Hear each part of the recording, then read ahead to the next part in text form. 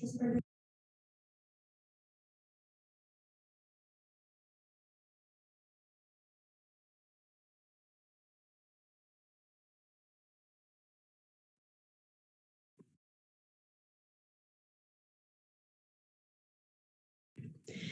morning from the USF. Since everyone is here, let's get started. My name is Yana and I will host the event today.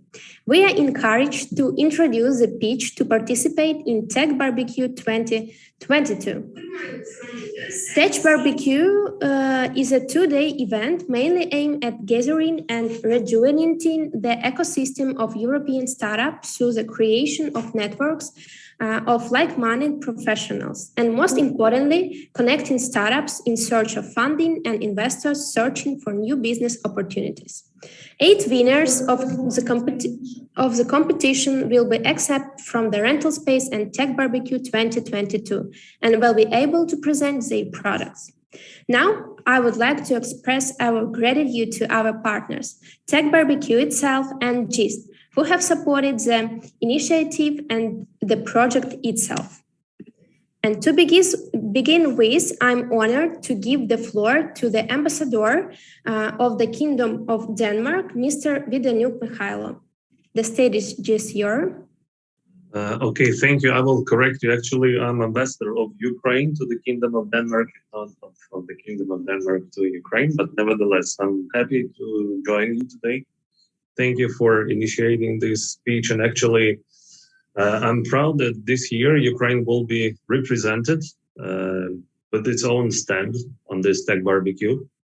Actually, this is the first event after COVID. I think after 3 years, so people will, already miss each other, and this time they will gather to see each other first, but also to, pull off to show what they have invented, and perhaps they will be lucky to find also potential investors. So we keep fingers crossed that Ukraine will be very well represented, and those who will win, let's say these 8 places, at least we hope, that 8 companies will be represented on the Ukrainian stand. But besides that, we're also trying to have a little bit more Ukrainians coming and visiting this event. So we will see if we succeed, but hopefully we will have not just 8 participants, but more people coming and also trying, to mingle and to find a potential partner or investor, or just, maybe find other ideas which you can also see from other startups companies. So to sum up, guys, I'm really happy that we will have you in Copenhagen. I promise I will visit your stand and shake your hands. And of course, we will try to help as the embassy to find a potential investor for further developing of your ideas. I also hope that it will be a very good beginning for Ukraine, and next year we will be also represented at TechBBQ. This is really one of the largest events in the Scandinavian region. I think the second largest of it. So this year we hope to see there between 7,000 to 8,000 participants. That's crazy, actually. So you are more than welcome. I hope the best ideas will win today, and we will see those who are behind these ideas in Copenhagen very soon. So whatever results will be of this speech day, I may assure you that you may always rely on the embassy. So you may always send your ideas to us, or at least seek for an advice, or perhaps we will be able also to help you with finding the right partner on the Danish market. So thank you once again. I wish good luck to all of you, and see you soon, hopefully, in Copenhagen. Thank you. Thank you so much, Mr. Vidanyuk. Thank you for your speech. And now I'm honored to invite Pavlo Kartashov, the CEO of the Ukrainian Startup Fund. Pavlo. Hello, hi everyone. So first of all, I would like to thank Ambassador of Ukraine, Mr. Mikhailo Vidanyuk, for actually supporting us for already several years. And this is only one initiative which actually realized together with Embassy.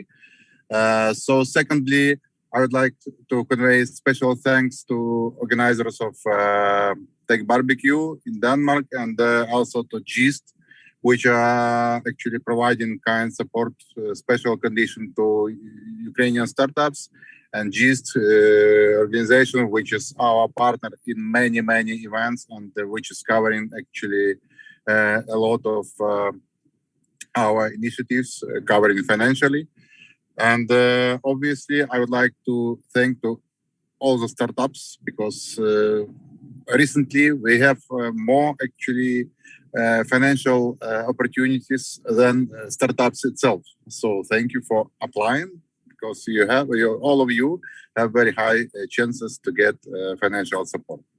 And obviously, I would like to just mention that this is an event in a framework of our innovation voucher initiative. So basically, nowadays, we're trying to cover as many actually events as possible to make sure Ukraine and Ukrainian startups and IT ecosystem is presented all over the world. So basically, we'll have more and more events this year, and we encourage as many startups as possible to participate in selection procedure, because basically there are two main goals as we see it. First of all, it's huge PR actually possibilities, and secondly, obviously it's possible investments and meeting with investors and other stakeholders, which is obviously actually making your chances for next rounds higher. So good luck to everyone. Thank you once again, and see you in Denmark. Thank you, Pavlo, for your speech. And we are going next. So now let me introduce the jury members who will evaluate startups today and decide which of them will receive funding. I would like to introduce Valery Krasovsky, USF expert, co-founder and CEO of Sigma Software Group and general partner of Seed Venture Fund. Valery, can you hear me? Just 2 words from you. Okay, I think there is some problem with connection. So the next is Mikhailo Halecki, USF expert, mentor of the Polish-Ukrainian Startup Bridge. Mikhailo? Yeah, thank you for the kind words. Actually, I wanted to make it brief.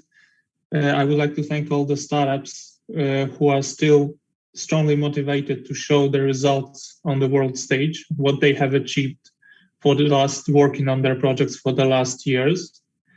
And I would like to wish you luck today, because only 8 of you will be chosen. Nevertheless, each one of you will, I believe that you will continue working on your projects and you will succeed eventually. Let's go. Thanks. Thank you so much, Mikhailo. And next expert is Andrei Zaikin, CEO at YEP Startup Incubator. Andrei is not here right now, but I hope that he will connect in the earliest time. And next expert is Tom Wurneveld, USF expert, founder and CEO of Blixon. Tom? Thank you very much. I'm honored to be here. I know it's a challenging time, but it's so great to see people are still developing their new companies and exploring new opportunities. Wish you all great luck. Great, thank you so much. And the last one for the day, Nicholas Pavancelli, Global Partnership Manager at TechBBQ. And I'm honored to see Nicholas today because it was the Nicholas initiative to give the startups to Copenhagen in TechBBQ. Nicholas, 2 words from you, please. Absolutely. My pleasure to be here. Honored to see so many of you here today. Happy to facilitate this in this challenging times, and of course, wishing the best of luck for the 8 ones that I'm going to meet in person. Great, thank you so much. And now I'm honored to give the floor to our partner, Ihor Nisenbaum-Levitsky, the director of HTTP Pool. Ihor, can you hear me? Yeah, hi guys. It's a big pleasure for me to take a part in this event because I'm glad that we can meet in online format and continue our activity of supporting Ukrainian startups. And I think it's very important with this time. And also I want to share information that we want to propose our certificate for our services for supporting best for our vision startup for promotion on social network. Couple of words about the HT pool. We are official representative of top media platforms like the Meta, TikTok, Twitter, Snapchat, etc. And we are helping business to develop their promotion. We are helping in user acquisition and share all information and all secrets how to manage and how to be successful on this platform. So I want to wish you to have a good pitch and have a nice event. Great, thank you so much. And let me meet the startup teams. You can see them on the screen. So today we will hear Fruitorg, Akurateka, Airlow Pro, Smart Zavod, Tell Me Please, AutoBI, Geos, S-Lab, The Great Catalog, Misu, Ademrius, Unigroups, i3 Engineering, Zili, Quella App, and Willkeep. So about the timing, startups will have 3 minutes for the pitch and 5 minutes for Q&A session with the commission. So let's see who will attend the TechBBQ in Copenhagen today. And let's start. So I would like to invite the first startup to the stage, Fruitorg.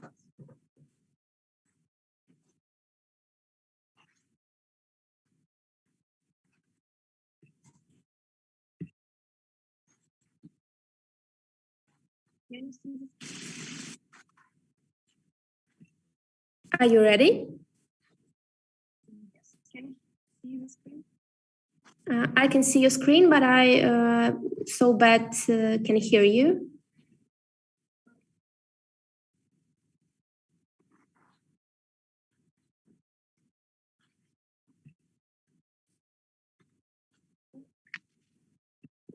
For now? Anna? This is much better, I think. This is much better. Okay. Okay. Is it okay? Yeah? Yeah, it's okay for now. Don't worry, you can start. Okay, thank you. So, good afternoon, everybody. My name is Anna. I'm the co-founder and head of product in startup Fruitorg. Fruitorg is a B2B agri platform with end-to-end supply chain, which is reducing the waste of food and directly connect fruit and vegetable producers with business side, retail, HoReCa processing industry, dark stores, so producers get direct access to the global market, fair trade, and time. The business side get the best price offer on the relevant product, in-time delivery, simple landing process, and fresh quality products.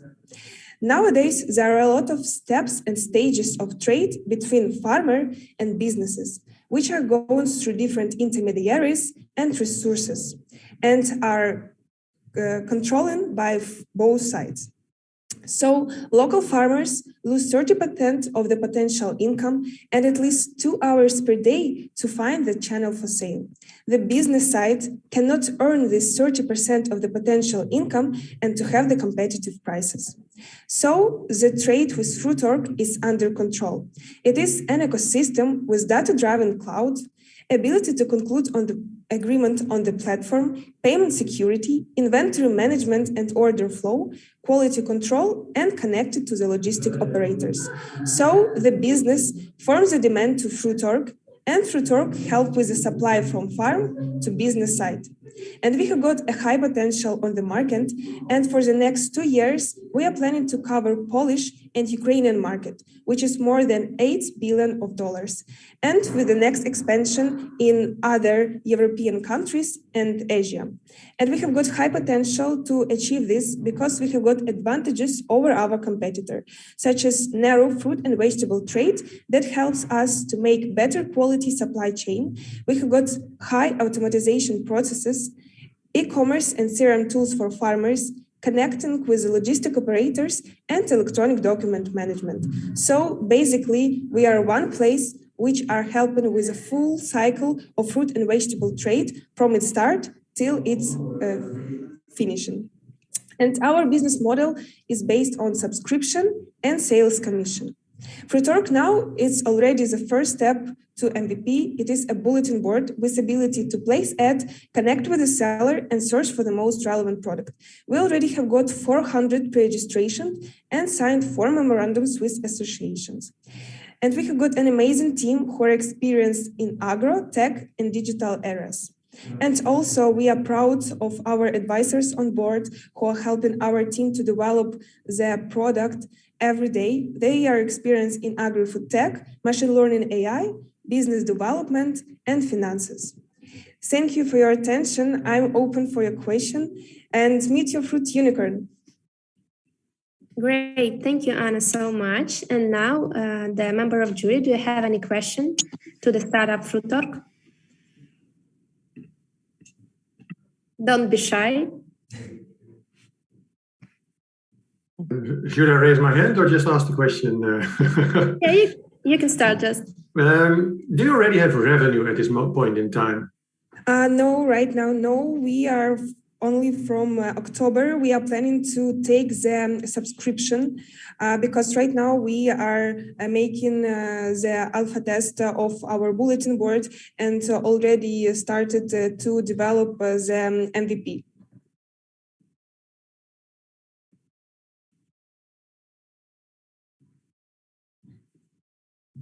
Thank you, Anna. Maybe more question? So to be more precise, Anna, those functions you have mentioned on your previous slides, what you claim you are different from others, those are future, let's say, features not available at the moment. Yes, they are not available at the moment, but we are planning and putting it on our roadmap.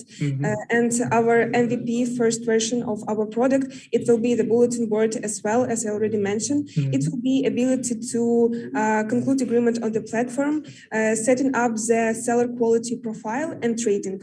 In next spring, we are planning to launch the product, and additional features will be added, such as shipment integration, consolidated ordering, and inventory management. And with every product development, we will add additional features and will improve features which already exist to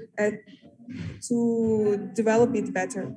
Okay, and the second question is about competitors. Again, you have mentioned a number of competitors. How well funded are they? And what is their current status? Are they growing, or maybe they have faced some problems during the last 12 months? Yeah, okay. Many of them are on the Series A, but they are mostly bulletin boards with matchmaking, and some of them are provided some of stages of trade, for example, logistics, just logistics, or connecting, or payment guarantee. So there is no one competitor who will cover the full cycle of trade process. Okay, thank you. Thanks. Maybe more question? Yeah, it's Valery Krasovsky. Sorry, I'm speaking without video because of the internet connection. The question is, you have mentioned that you have 400 pre-registrations. Who are these users? Mostly of them are farmers, but it's also the part of them are local processing companies and local retail chains of region in Ukraine. The majority are farmers, right? Yeah, the majority is farmers because firstly we need to put farmers into our platform to have some advertisement, to have the base to show it and to go to retail and processing companies. How do you think the platform will solve their problems, and what kind of their problems the platform are going to solve? From producer side, we solving the main their problem is the place where to sell. For retail side, we are solving the problem with supply chain, with organizing this chain and finding the most relevant product in terms of place of production, the nearest place of production, the price question and characteristic question. Thank you. Okay, thank you so much. Thank you, Anna. And we will move to the next startup. And I'm happy to invite Akurateka startup. Yes, hello, everybody. I'm here, I'm sharing my screen. Hi.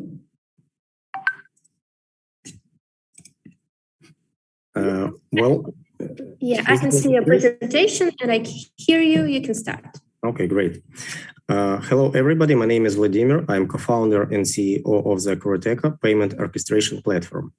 Everybody knows that today labor market in IT industry is incredibly hot. Therefore, software development is extremely costly and time-consuming process. And this trend will only grow with time. Akurateka develops software which efficiently moves money for payment service providers, merchants that sell globally, and banks. We believe that in 5 years period, only huge companies will be able to afford developing and maintaining of payment infrastructure. That is why we are here. We offer our payment orchestration platform to two main types of clients. The first segment is payment service providers. After our 15 years of experience, we developed several payment gateways. And we, based on that, we can confidently state that development of such a gateway will cost you not less than $1 million and take roughly 1.5 years of your life. With our platform, you get access to fully brandable, 99% of time available, PCI DSS certified payment gateway with all needed features. You can use and resell it from the very first day as your own software. Consequently, you and your merchants can start accepting payments immediately. The second segment of our target audience is merchant who sells globally. They need to enter new markets fast. To address that need, we developed 200 plus payment connectors to different bank acquirers and payment providers worldwide. A new connector can be integrated to the platform within just 2 weeks. Global merchants also need advanced tool to manage fragmented payment processes and variety of local payment methods. They want to maximize their revenue and,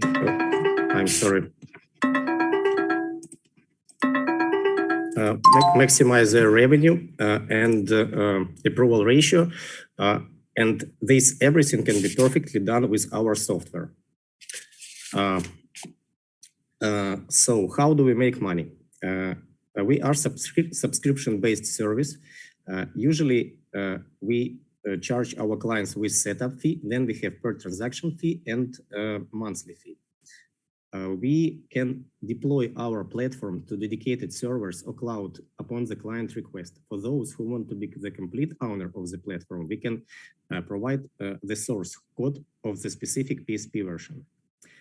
We constantly analyzing our competitors, and based on that analysis, we decided to make our competitive advantages, quality of the customer support, and number of payment integrations. We estimate our obtainable market as about $50 million USD per year. Couple of words about our achievements. We started business operations in 2020, at late 2020. Currently, we have 50 signed contracts, and 20 out of them are recurring clients. We close 2021 year with about 400K USD revenue, and we forecast up to 1 million revenue this year. We forecast break-even point in somewhere in this year in the third or fourth quarter. We still burn money, and we need 1 million investment for 10% of equity.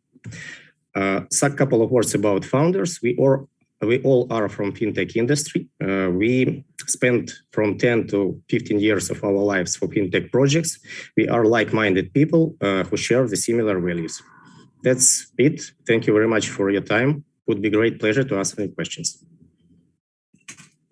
Thank you. Dear jury member, do you have any question? Yeah, just a quick question regarding the markets in which you are currently active. Yes, thank you for your question. So we have clients, I would say that 50% of our clients from Europe, another 30% from MENA region and Asia, and also we have a couple of clients from LATAM and United States and Northern America.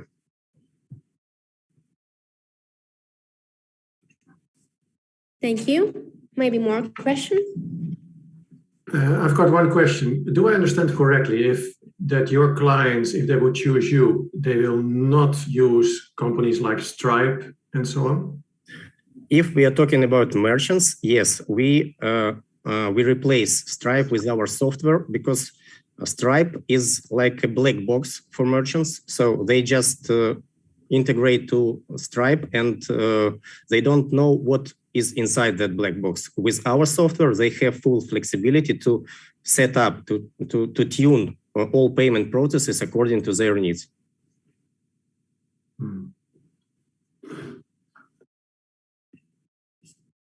Okay, do you have any more questions? Maybe returning to the current customers, another question. Can you do a brief segmentation in terms of number of transactions, volume of transactions, average for each customer group? Yeah, sure. So currently we have, I would say, 80% out of our clients are PSPs. That's not big PSPs, but so the biggest one out of them makes about 200,000 transactions per month. But what is the point here is some of them are startups and they are very well-funded startups, and they are currently on the stage of acquiring and integration of new connectors worldwide. So they just need time. We integrating payment connectors and bank acquirers worldwide, and they need time to finalize this preparational stage. And after they will finalize it, the number of transactions will grow dramatically. Okay, and if we are talking about those 20% of the customers, they are merchants. Merchants, yes, right. And what is their average transaction volume? We don't have like very big merchants so far, but average number of transactions per merchant, I would say up to 50,000 transactions per month. Thank you. Thanks for a question. Okay, thank you so much. So I think that we can move to the next startup. Thank you, Vladimir. And our next participant, Airlaw Pro. The stage is yours.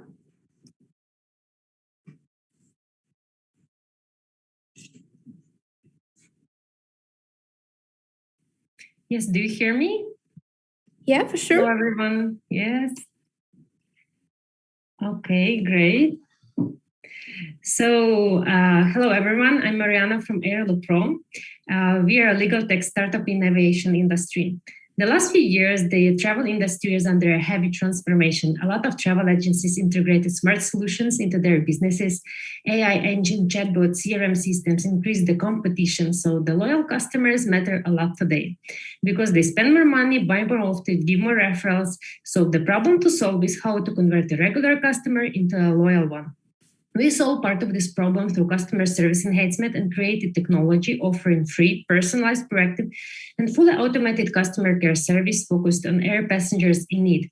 We are the only company on the market converting air passengers in our customers' totally new way. Instead of B2C marketing used by our competitors, we focus on B2B2C and technologies. We created artificial intelligence, evaluating data about all flights around the globe in real time in order to identify the disrupted flights. We're doing data analytics to be able to provide free, personalized, proactive advisory message for air passengers just in time they may experience some problems. In example, we show how we help travel agencies to assist their clients or passengers in case of delayed, canceled flights, overbooked, or problems with the baggage. You may ask if everything is for free, so where the money comes from? 85% of air passengers are not receiving any money, even if they're eligible for compensations. This is mainly because they don't know anything about their rights or it's difficult to claim. So we claim on behalf of these passengers. How big market it is? Only in Europe, it's 5 billion euro market, growing 5% every year. Before the war, we were the leaders on the Ukrainian market. We have a provision-based business model, no compensation, no fee. If you are successful, we take 30% of our commission and we share our commission with the business partners. From financial perspective, average compensation per passengers is 400 euro, through which we earn 120 euro commission. There is more than 20 million passengers a year affected, and half of them bought tickets from resellers we are targeting by our product. Now we are focused on CE region. In a few years, we plan to expand to DACH, USA, and Spanish countries. We established Airlo Pro 3 months before the pandemic, and we pivoted our idea a few months ago. We received already 100k euro revenue, and we also have some early adopters working with MasterCard and adopting Kiwi.com and Wizz Air. Of course, there are competitors in the EU, but most of them didn't survive the COVID. We are different because we focus on different market segment, different conversion strategy. We automate everything and we are proactive. We have a dream team for this kind of project. We are experienced from airlines, big corporations, previous startups, and our own businesses. We are not only looking for investment, but we seek partners with connection in travel industry. We are helping for air passengers to protect their rights and our partners to get more loyal customers. Thank you very much. Thank you so much. Do you have any questions, Mariana?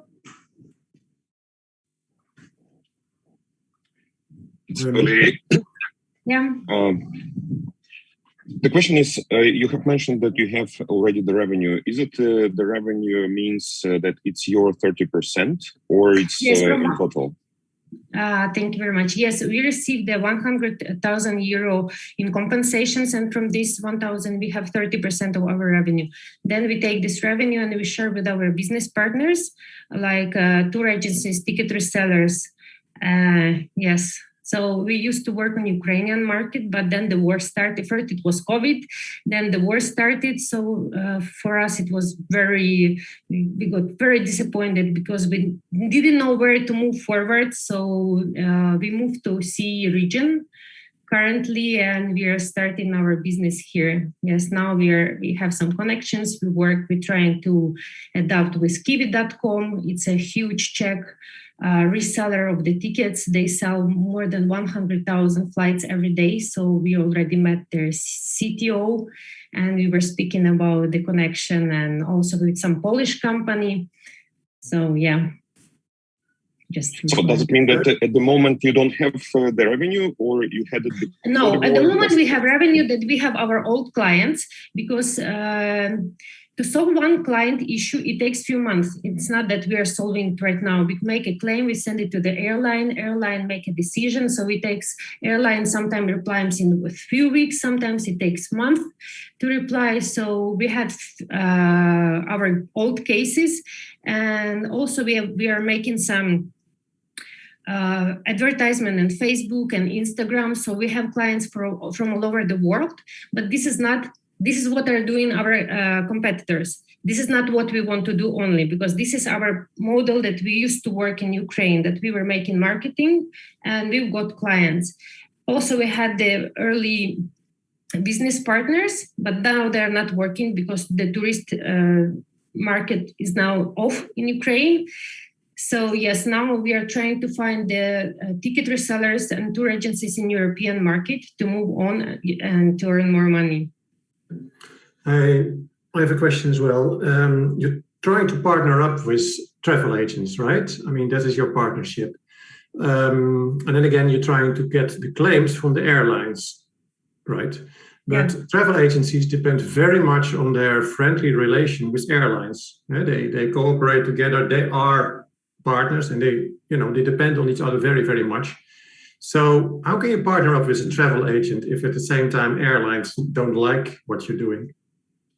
Because this is the right of the passenger. If the airline misses the flight, it cancels the flight, or airline do some problem for the passenger. So he has a right to get this compensation by the law, by the European Union law, by the Ukrainian law. And this is not like 100% true that the travel agencies, they depend on the airline because they buy their tickets in IATA system or Amadeus system. So they're not directly buying from the airline. Yes, when they work on the charters, they're buying and they're making the agreements with the airline.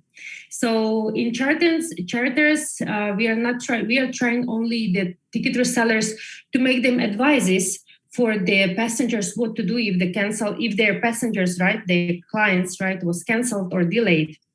But also they're getting money from us because we take some percentage, we are giving percentage to the tour agencies and ticket resellers. So they're also interested working with us, So it's not only that they don't want, they are not buying there. Some of them that do not buy. For instance, Kiwi.com, they're not buying from airlines tickets directly. They're buying from on the system Amadeus or some other system because there are many of them.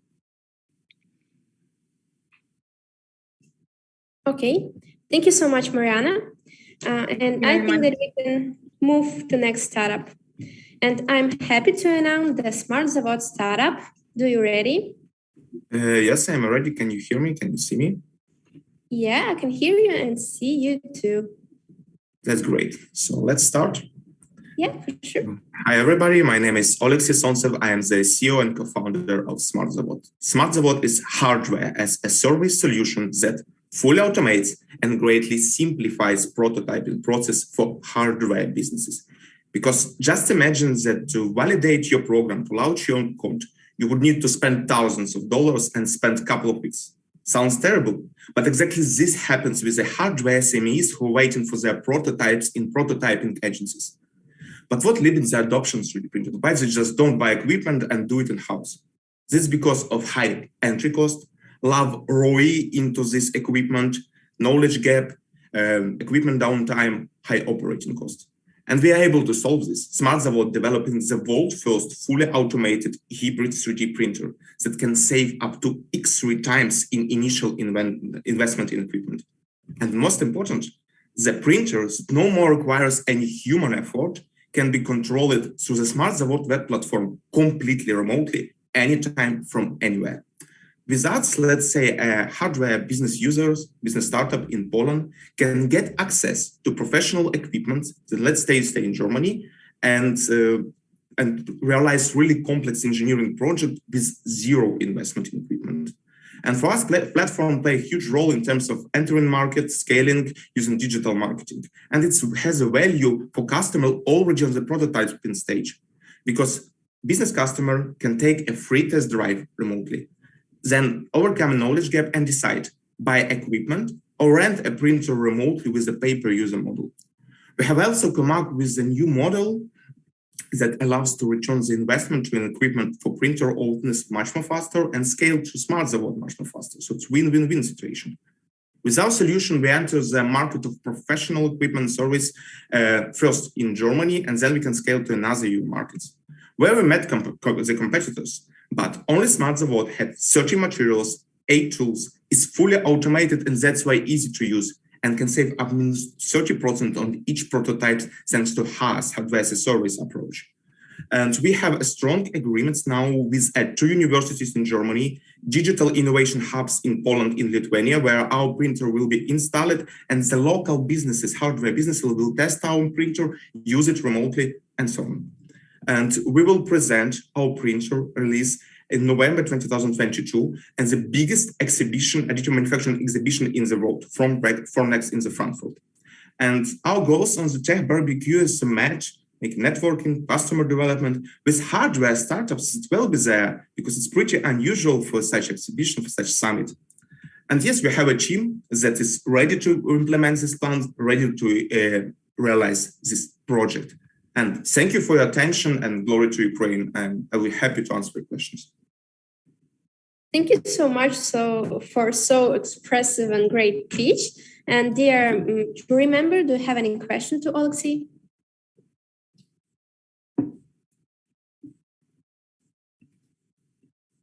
Maybe a simple. Okay, Tom. Yeah. I have one question, Alexi. Did you study how the remote printing mark for regular paper printing had turned out? Because you're doing things 3D, the remote control of 2D printers is, I would almost say, ancient now. Lessons learned. What lessons did you learn from that, and why will you pick up while the other one didn't work so well out? Okay, I will thanks for this, I would say, advice regarding to 2G market. We didn't study it yet, honestly. Regarding 3D printer, why another don't use such business model? Because their printers are not automated. So to make such business model, our main competitors, they will need a printer and the man near this human near this printer to service it. And our printer is like make all this mechanical operation who's normally doing by service engineer are automated. That's why we can stand a camera and say, our user, you can control this printer and do all operation remotely. But for the 2D printing, we will look at this. Thanks. Okay, Alexi, a question from me. How durable is your printer? How many models, how many hours, I don't know how you have measured it, it can print before it needs a full replacement? It depends on first of all, thanks for the question. The written answer, but I would say that we will understand this after launch testing, after the printer will be installed in Hof University in Germany, and different local hardware will send their orders. But in terms of materials, we are talking at the MVP stage prototype about 8 kilo of materials that will be in printer, and 8 kilo of material. It depends, of course, on the weight of one prototype. But it's the goal of our beta testing to understand what will go wrong. We have a testing plan, and it's the number one metric. How long the printer work without human intervention? So okay, then maybe the follow-on question: if your pricing is not does not include the durability assumptions for your printer, how have you come up with the price to B2B client and price per hour of work? Mm-hmm. How was that? What was the process? What was the logic behind that? Okay, we built our unit economics based on the how price for the how of printing. We compare, we take like 10 typical prototypes and calculated how much it will cost for us based on different factors like material cost, energy cost, our printer, return of investment costs, and compared this price to the typical services in Europe, 10 typical services in Europe. And they are 100% includes this operation costs. And we just know that for some time, we don't need to include this operation costs in our unit economics. But I fully understand what you mean. So we need to understand how all the people will go to our printer and service it and include it in our business models. It's 100%. I got you what you mean. Generally, the basic comment is that the margin, the difference between that operation cost, which you have mentioned, which you have calculated, and the price you give to the end user should include this portion of replacement cost, maintenance cost. That's basically all the whole comment. Thank you. I've got one question still. How do you change the material quickly? Because every client would use different material, right? Printing material. Technically, we have inbuilt. First, our printer has different tools tool 1, tool 2, tool 3 for different purposes. Let's say for printing small object precisely, another for printing big projects much more faster. And we have a so-called multi-material upgrade. So one tool will have like 5 spools of material and it can change automatically. So it's five spools of material at this moment in time. And MVPs, I mean, every tool, and in MVP version we have 3 tools, can have up to 5 spools of material. So each tool can, so it's scalable. It's scalable, let's say. Thank you so much, guys. We have no time for you. Thank you. And I'm happy to welcome Tell Me Please Startup. Yes, I'm sharing my screen.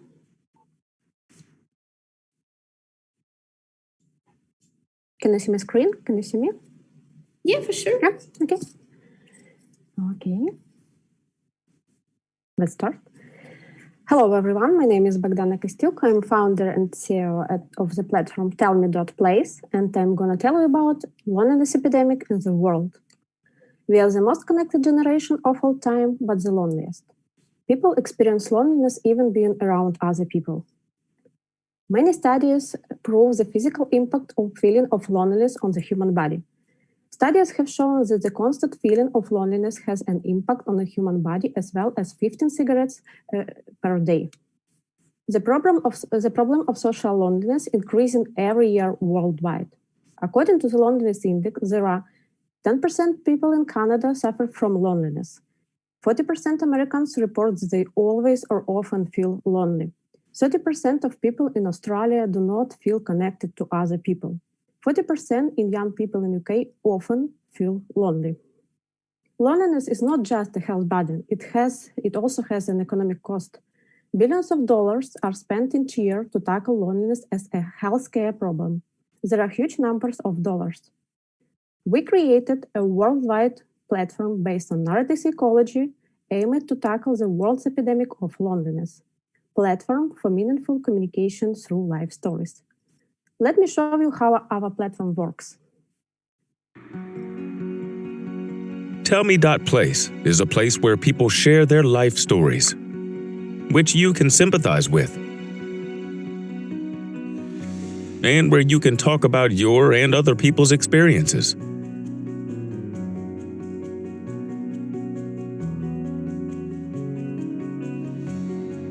Tellme.place, a place for the real you. Also, we have a podcast that user may listen to and use them as a self-reflection or a meditation tool. We launched the product and started promoting it at the end of the spring this year. At the same time, we continue to look for investment for further development of functionality in order to implement monetization and for the marketing. Our business model is based on subscriptions on the platform. We have detailed calculation of this business model. We have unique value propositions that separates us from competitors.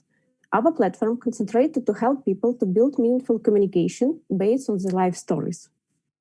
Our strengths, apart from others, are that the communication is anonymous and the possibility of live one-to-one communication via video chat with a real person. Let's meet our team. Thanks for your attention, and it's a great pleasure to be here. Thank you so much. Dear member of jury, do you have any question? Yeah, a quick one regarding the membership. So, like, what's the usage right now? Like, how's the platform doing? Now. Yeah. Yes, now. We launched the product.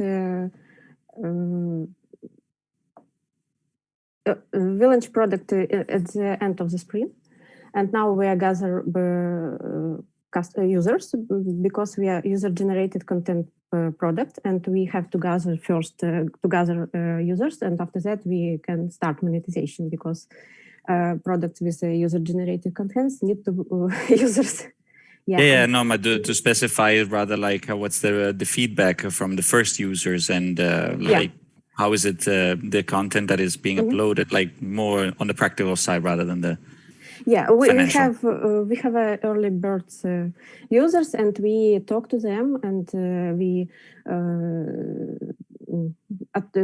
pay to attention of their feedbacks, and now we will implement this feedbacks in the next stage of our development.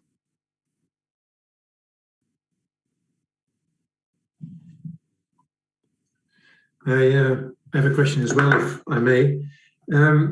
How do you prevent a negative flow of only complaints? Mm-hmm. Because people are lonely, they complain, and how do you get this atmosphere? What do you think of that? Mm-hmm. Thank you for your question. We have implemented functionality that allows users to report to other person via video call or via from story, and we can ban users, and this prevent aggressive or offensive content. We have this functionality. Yeah, I didn't mean so much, bad content. More like, okay, all these lonely people, they share a story. If everybody shares problematic stories, how awful things were, is that not becoming like a big pool of negative feelings for these lonely people?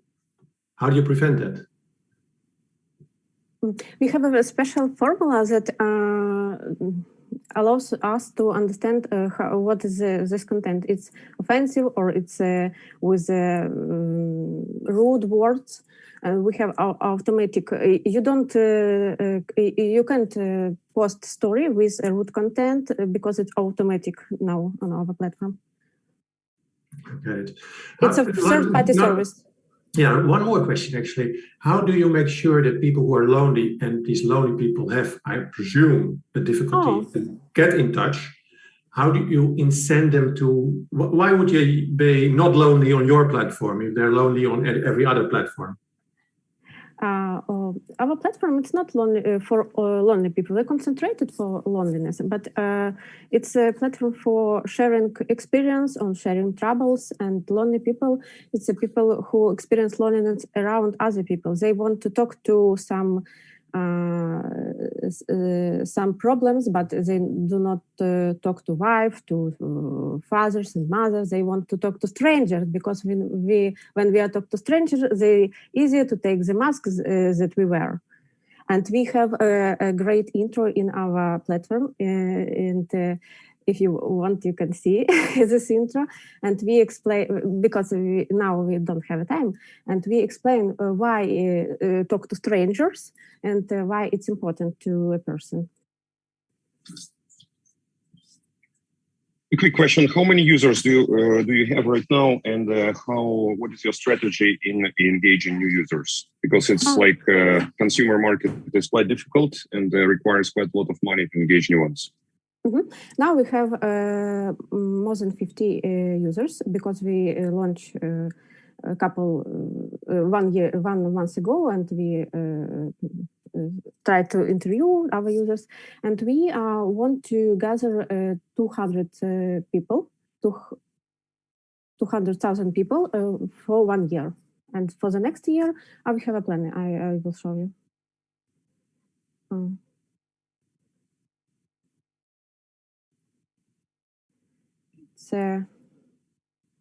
It's our prognosis and numbers of users for the next 2 years. Can you see my screen? And I can. Mm-hmm. Yes, but how are you going to engage them? It's quite significant growth. Yeah, I understand. We have a special functionality. We want to implement it. It's a Tell Me Pass that allows people to self-development, and with the Tell Me place, you can become an communication expert or community architects. And this Tell Me Pass will be paid, and this for subscriptions. And our next steps is this functionality, Tell Me Pass, and it will be engagements on our platform. We have.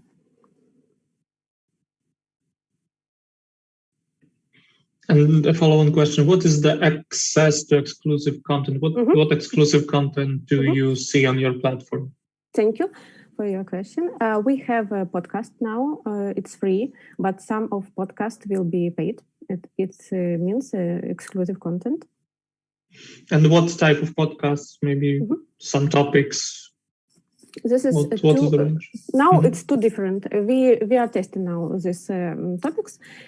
First of it's self-meditation. It's like for understanding who I am, and it's special content. And the second one, it's user stories. We make it with a good quality. We have a voice recording in the USA, and it's a very good pleasure to hear them. And how many have you recorded till now? How many of those podcasts? On our platform we have 6, but now we have 20. And how much did it cost in man hours, like ballpark figure? Now we post 2 podcasts. Our plan is 2 podcasts per week, and after and if you have an exclusive ambassador of changes, you pay. It will be 4 or 5 per week. Yeah, and what is the cost of recording of one? You mean such for podcast? us? For us, yes. Yeah, for you. From American voice recording, it's now around full podcast. It's around $30 because we have a special contract with the voice recording, and it's cheaper for us. Okay, thank you.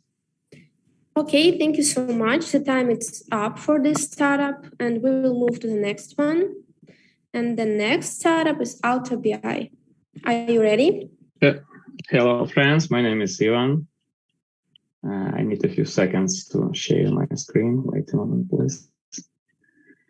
Everything is fine. You can hear me and see the presentation. Yes. Okay, nice. Let's go. AutoBI is an automotive business intelligence platform for next generation fleet management. We are currently working on entering the market of Poland and UK, and we offer special conditions for the Ukraine companies. Main points about us. We give customers a tool for a complete analysis of fleet data now. In the future, our tool will analyze the data itself instead of users.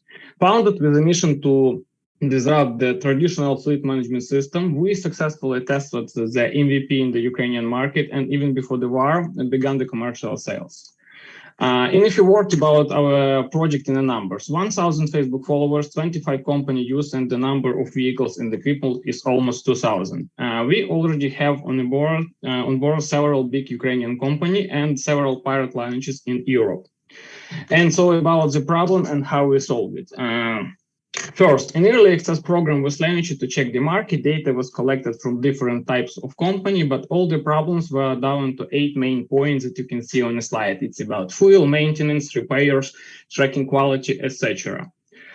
I had a lot of text there, but I say briefly about the idea in a simple word. We want to provide customers with the tool to get information about all bottlenecks in their fleet in one place, as well as to show that the fleet management system can provide not only control over fuel and location of vehicle, but also a tool to save the money. With proper management, the company can reduce costs up to $100 per unit of vehicle per month.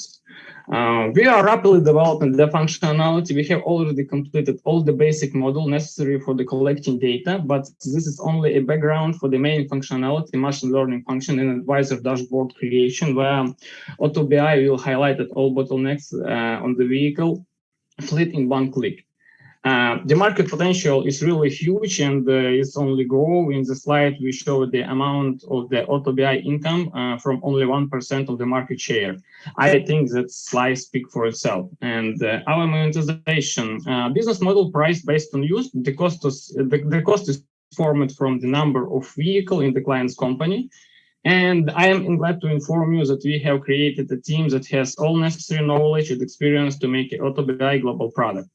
There is time to tell everything, but I want to show you a slide that shows the main problems of fleets, how system sells them now, and we will be able to cover most of it in a few months. Our development plan is large scale and global, and now we want to close the seed and grow phase to enter the market. Briefly, we have already started in the tailored market of the main countries, and we understand that we can solve the problems that the market requires. We need slightly adapt to the project to the local markets and launch the marketing company to attract the customers.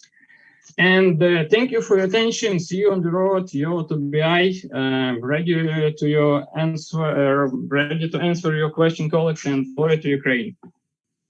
Great, thank you, Ivan. Thank you. And dear jury, do you have any question?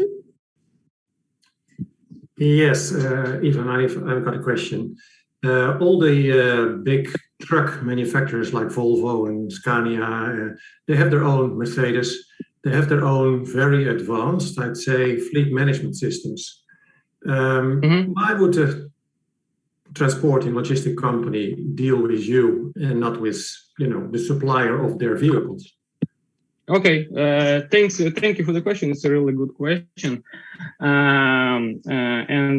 The main idea that the company like Volvo or Scania or something like that gets some software to the clients, yes, but it's software about only information from one type of vehicle, but not can calculate all information about your fleet management, yes, and it's very cost for the company. For example, our subscription for the 1 month, it's $8 per 1 unit of vehicle per month, yes, and we get to the client's information not about only the onboard PC from this vehicle, like this software from Scania, Mercedes, or something like that, yes. We can calculate all cost, all revenue, about the repair, about the maintenance from all types of vehicle in your company, for example. An additional question. How do you subtract this information from the trucks and from the vehicles? Because this information is handled automatically, right? Yes, I understand. We're using the IoT devices. It's like the name of GPS trackers, yes, and we can work with the many types of GPS equipment. It's one of our features in our algorithm. We can work with many types. At that moment, we had 50 different protocols which can work with our system, and if the clients had some another GPS devices or something like that, so we need like the max 4 days to insert the new protocol, yes, and start work with them. How do you obtain information like oil pressure, oil levels, fuel consumption, tire pressure? Yeah. Okay, thank you. You had a really good question. Yeah, we can use some additional sensor when the vehicle installs some GPS equipment. We can use two-way. We can give information from onboard PC, like using the OBD port or CAN interface, yes, or we can use the additional sensor, like the putting the tongue, yes, and that additional sensor send information to the GPS tracker, and we can receive information from that GPS tracker. Okay, fair enough. Thank you. Thank you. You had a really good question. Thank you. Thank you so much. Maybe do you have more questions? Yeah. Yeah, one more question. Did you have any customer development discussions, like with the big European logistic companies or other companies, whether they're interested in that kind of solution? Yes. For the example, at that moment we had the pilot launch with the tech company. It's one of the biggest like energy company in Ukraine and the European market. Yes, and we had 2 pilot launch in Poland and in England with the big company. I think so. Yeah. And we spoke with, at that moment I had like some letter from one startup from Philippines that work with the Uber idea, and the company had the idea to implement our software to get analysis from this from vehicle of that startup. Okay, thank you. Also, the Thank suggestion in our group of companies, we have a big logistic company which is co-founder of one of our German companies, and I would suggest you contact me later on, and we'll see whether they could be interested in that as well. Okay, it's very good. It's very good opportunity. Thank you. We give you like the pilot launch and the demo, and we spoke about the all detailed things. Okay, thank you so much. Thank you, Ivan. And we'll move. Thank you. Thank you. Goodbye. Bye. And now I'm happy to announce the GIST. Natalia, are you ready? Yes, I'm ready. Can you see my screen? Yeah. Yes. Okay. Hello, everyone. I'm Natalia. I'm a founder and CEO at GIST, an interactive platform for remote and hybrid learning of math and critical thinking development. Our story started from my own pain. I am a mother of two sons, and I wanted to them a high-quality education and self-realization. That is how the idea of the creation of alternative offline schools came to me, and I founded several private schools in Kyiv and Lviv. But the main issue of the private schools is that they are hard to scale. There are more than 1.2 billion school children in the world, and all of them need to study. You know, our kids were born in the digital age and are completely uninterested in all school materials and non-applicable knowledge. Moreover, vast majority of the population lacks critical thinking. As a result, people can be easily manipulated through mass media. Without analysis and reflection on consumed information, we face the reality we have now. And we have come up with a solution. We took into account clip thinking of our kids and created TikTok-style lessons with interactive video lectures, gamification, scoring system, and awards. Besides our unique methodology, we are the only all-in-one platform that combines tutoring, flexible course builder for math teachers, and interactive material library. Global e-learning market has great opportunity and is expected to reach more than $400 billion by 2025. We have grown 10 times during the last years and reached more than 115 registered users, 1,000 registered users, 10,000 of whom are our paying users. Our business model, as for now, is B2B school subscription, B2C individual subscription. GIST is as well a marketplace for proven STEM tutors. We have a great team with educational and technological background, proven track record, and a big vision. Also, we have several advisors from Stanford and California State Universities. We launched in 2019. Now we are entering the North American market and plan to develop the AI component. AI will collect data and analyze the behavioral habits of each student and offer the personalized educational plan. We have a lot of achievements, and our big dream is to reach more than 10 million of happy kids from all around the world learning math and developing critical thinking. We are interested in smart investments and strategic partnerships to adapt and scale GIST to the international markets. We are GIST. We change the world. Thank you for your attention, and I'm ready to answer your questions. Thank you, Natalia. Some question to Natalia?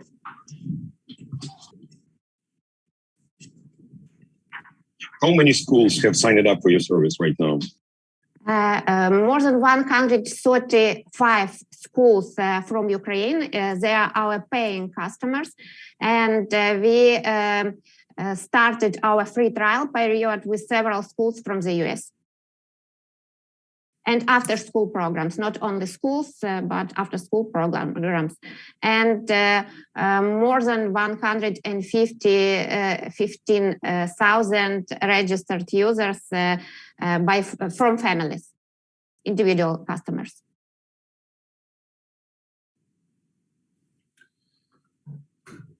It's a huge market, and especially in the United States, there are many companies already focusing on online education. How do you differentiate yourself from these big companies? Yes, we know about huge giants like Byju's, for example, or K-12 or DreamWorks or something else from American and India and other markets.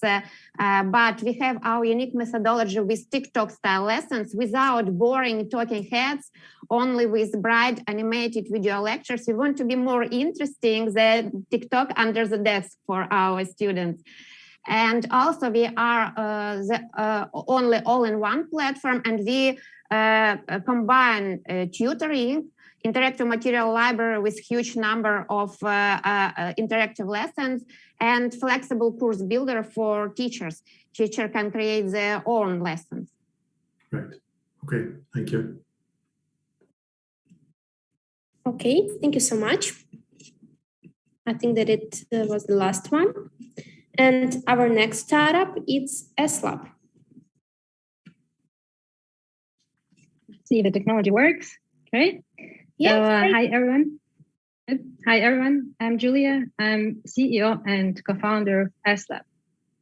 Have you ever thought that durability of packaging is hundreds of years when the products in it might last just a few minutes?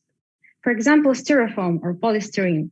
Every single unit that was ever produced out of polystyrene still remains somewhere on the landfills, and even worse, it pollutes air, soil, oceans, and even our bodies.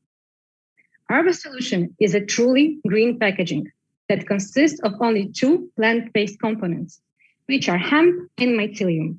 Mycelium is a mushroom root, and once we mix it with hemp, it starts to bind or to glue everything together, and we get a very strong and reliable material that can replace plastic and styrofoam.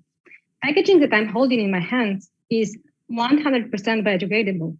After the usage, it can be thrown with the rest of the garbage and will fully decompose in just 30 days. Just imagine packaging that will never end up on the landfills. On top of that, our packaging is thermally insulating and repels water. Well, there are other packaging alternatives, but first, they are not as biodegradable as we would like to, as they still require long industrial composting. And second, they cannot be produced and distributed in the industrial scale. But guess what?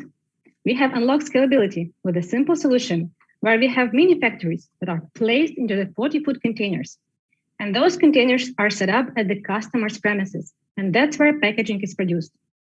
And this way, we make sure that sustainable packaging is available at any location of the world. Just the styrofoam packaging market is $13 billion per year, but our technology allows us to replace also other packaging materials. So this means that our potential market could actually be $1 trillion per year. We already have 10 recurring clients that bring us up to 3,000 euros of MRR, and we started to work on the pilot projects with big companies such as New Post, the biggest Ukrainian delivery service, and L'Oreal, the cosmetics brand. We have some investors on board as well. Right now, we are building a pilot production line that will serve two goals. One, to produce sustainable packaging, and second, to further scale to the 40-foot containers and mini factories in them. For that, we are starting to raise our pre-seed round, and you still can join it. Our core team consists of 4 people. Eugene and me are 2 co-founders, and we are happily married for 10 years. Then we hired Vasil, who has already done industrialization of the manufacturing processes, and Dasha, who converted a famous fashion brand to the sustainable packaging in just 6 months. But the main thing is that we are on a mission here to produce a truly good packaging and distribute it to every location in the world. Thank you very much. I'm Julia from SLab, and I'm happy to take your questions.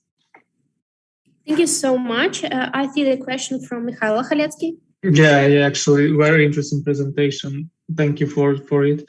Yulia, I want to ask a number of questions, and let's start from the paying customers. You have delivered some packaging, I see from your presentation, yes? Yep. So exactly. The first question will be, how much did it cost to produce them without any industrial facilities yet? You mean to how much it costed us to produce our packaging?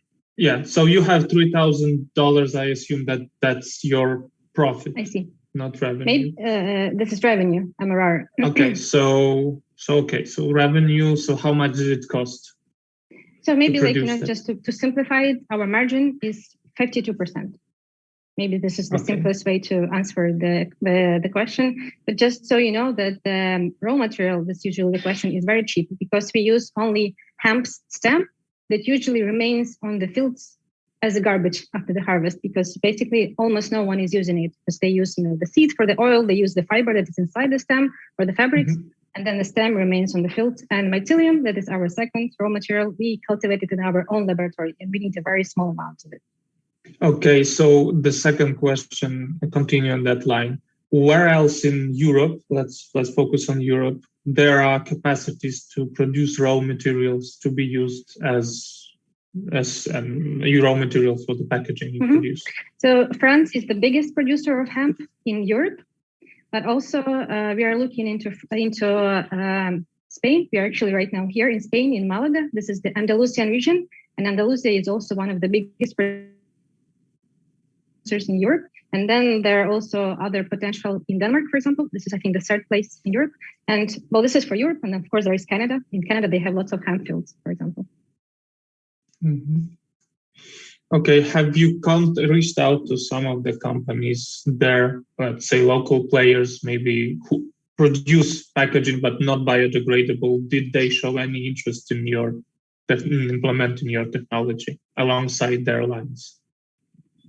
We already have some connections that we started to talk to them, but we haven't really, got to that point where we sell to them our solution, because I think this is probably our next scaling step, where we will be able to sell our technology, not only the packaging, but the technology itself. We are currently working on building this production line. We have blueprints. We have very talented engineers in our team, and that's what is our current focus. And the final question, how many, let's say, tons of packaging or kilograms of packaging have you produced till now? Just for me to understand the volume. 3 tons. 3 tons. Till now. Thank you. You have to understand that this is like a polystyrene styrofoam. It is very light. This is a big amount. No, I understand, because I needed to see how efficient the process is for now. Let's say without. To be frank, as of now, it's not too efficient. But with this production line that we built, it will be much more efficient. Thank you. Okay. Thank you. Thank you so much, Mihailo. And I see the next question from the Nicholas. You're welcome. Thank you very much. Yeah, I was rather curious, of course, for the type of packaging that you're producing is, of course, it's at the moment ideal for especially goods from such as the companies that you partnered with. I was rather curious also, do you have any alternative uses that you're also thinking to have, for example, for food packaging, for example, which I see plastic in food packaging, for example, it's invasive. Do you have any solution for that? Or let's see. So, for example, we are thinking about the thermally insulating boxes. So I'm not sure if this is answering the question, but I think partially. So this is the thermally insulating boxes for food, for the frozen food, for example, or for the delivery from the restaurants, because this material can keep the temperature inside of it at the same level as polystyrene or styrofoam. And if you're talking about the food industry, so this is the applications, the thermal insulating boxes for the delivery and transportation for the logistics, and then delivery to from the restaurant to the customer, for example. But also there are much more opportunities how to use the material itself. For example, this could be a thermal insulating panel in the construction to do the buildings, that are usually used and created from polystyrene. Also, we could do the furniture. We could do the board once we press it under the high temperature and pressure. It could become a board like a furniture, and we could do also mycelium leather, which could be a great opportunity. So, I guess partially what you asked, we cannot replace the plastic bags as of now, but with it, we could do a different kind of solution to replace plastic in the packaging industry. Thank you. Thank you. And next question from Valery. Yes, thank you very much for a very interesting presentation. The question is have you patented your technology, and is it difficult to copy? Right now, we are filing 5 patents for the technology itself for different kind of parts of the production line. So we're not patenting the whole thing, but the parts of it. And some parts of it we will keep as a trade secret. That's what everyone kind of recommended us or advised, that we should patent everything what we can, but the crucial part we should keep as a trade secret, as Coca-Cola does, for example. Thank you. Okay, thank you so much. And now we will have a small 10 minutes break to take a breath, and we will continue with our project. So 10 minutes, and I will see you here again.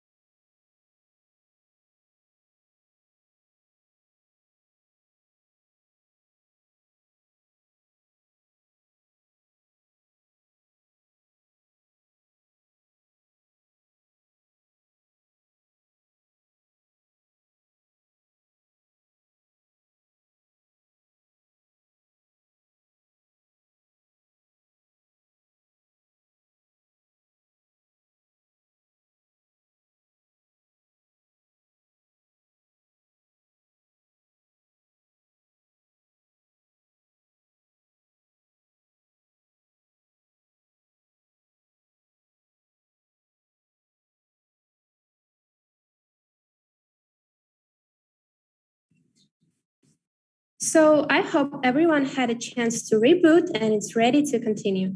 And our next participant is the Great Catalog Startup. The stage is yours. Thank you. Hi, everyone. Give me a sec to share my screen.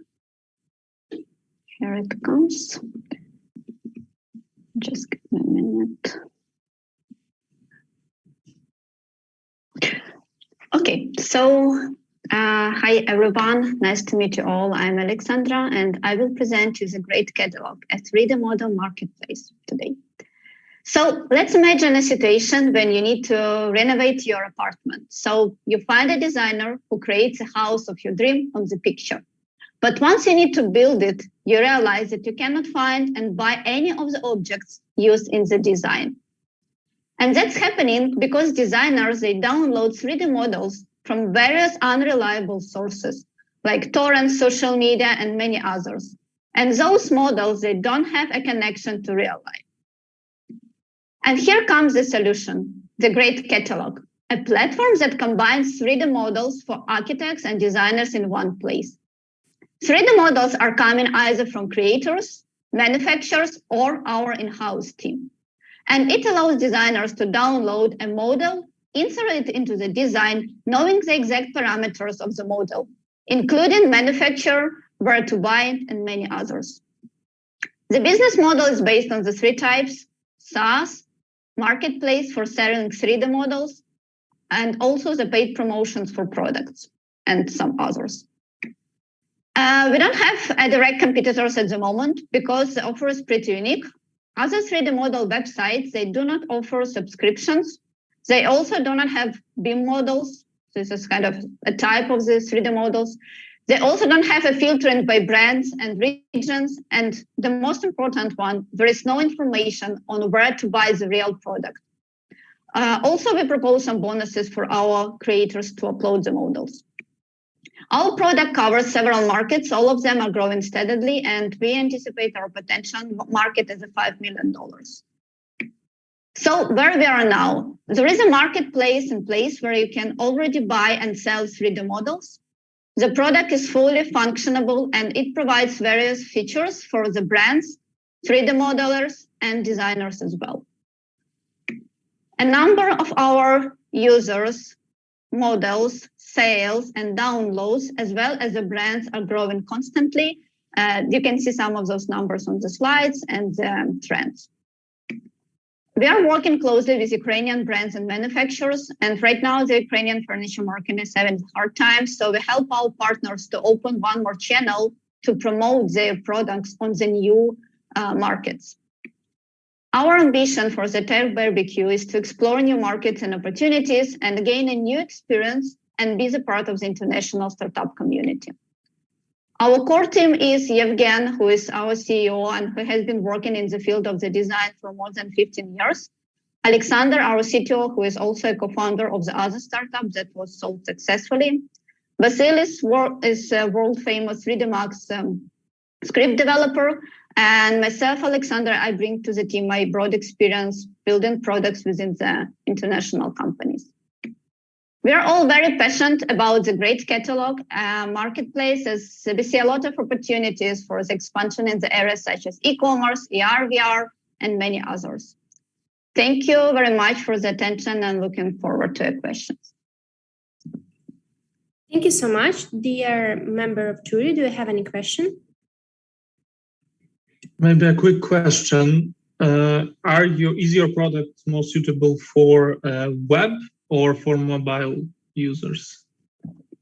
I think that we were targeting more for the web because when people are working with the 3D models, it's usually the work that you're doing from your laptop or your computer.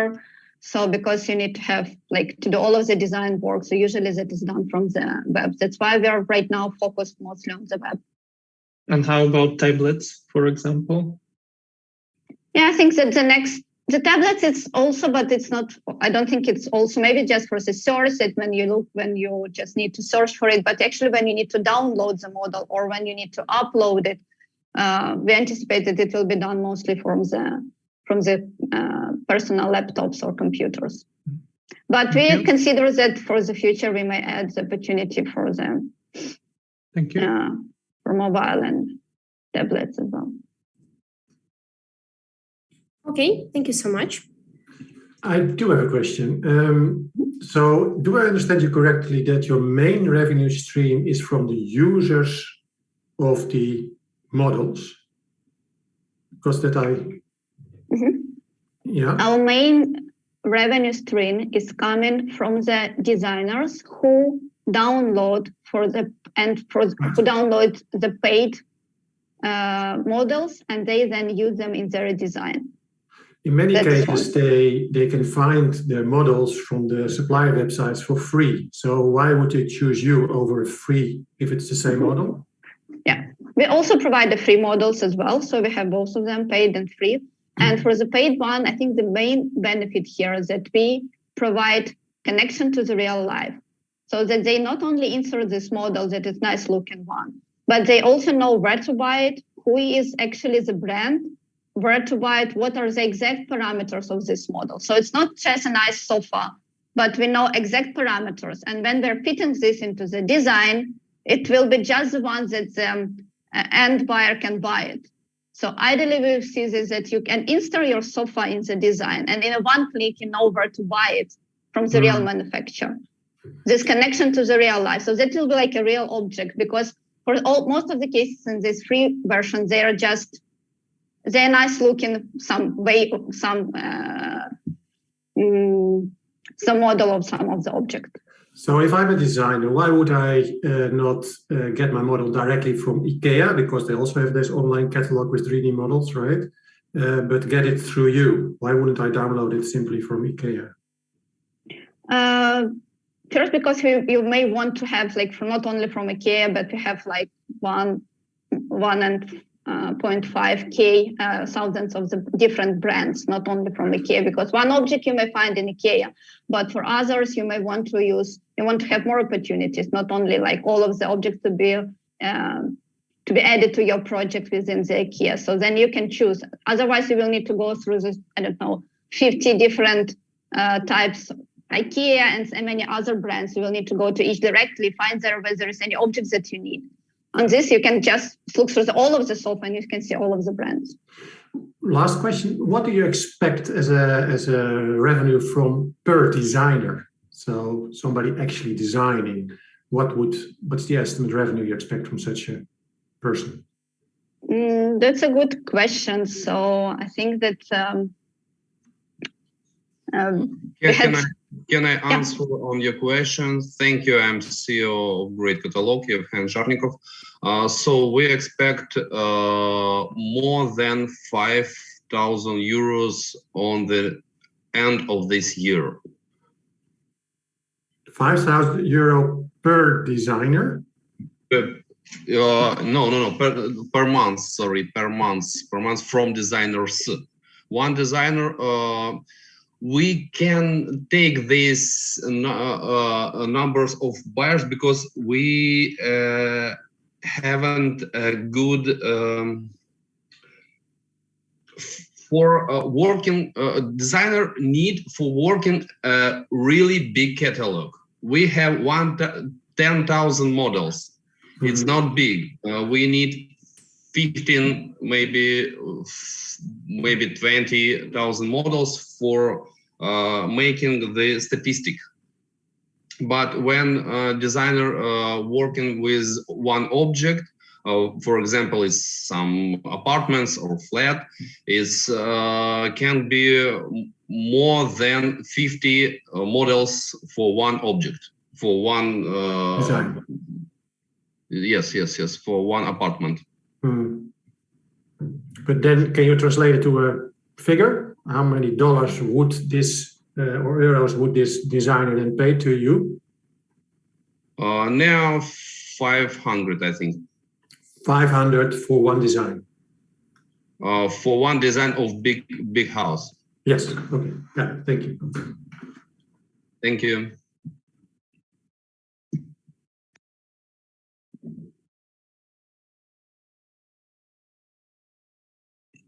I see the question from Nicholas.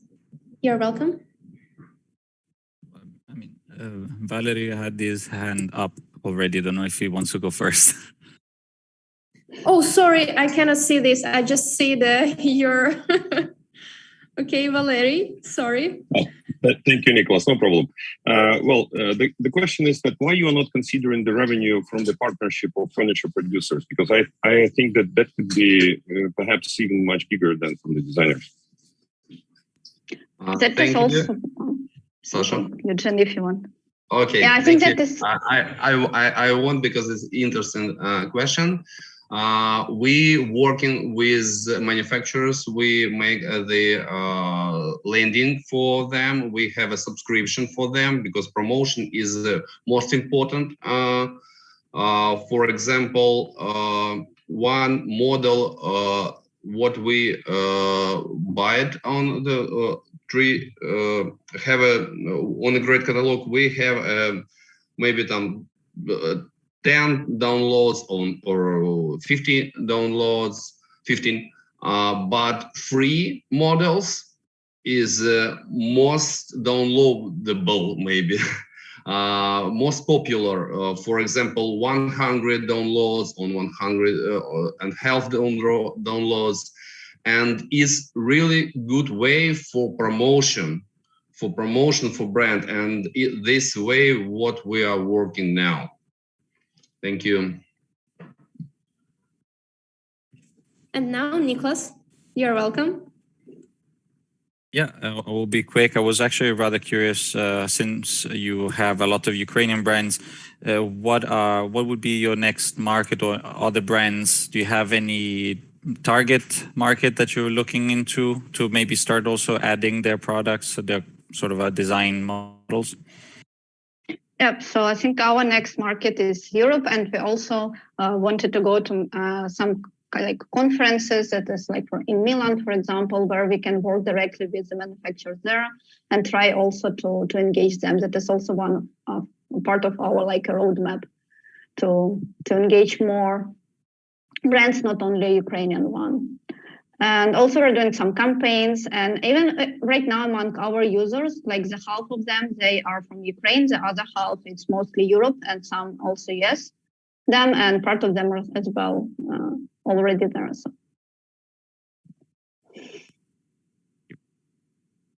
Okay, thank you so much. We have to move next startup. And now please welcome Misu. Hello, now I'm going to share my screen. Hi.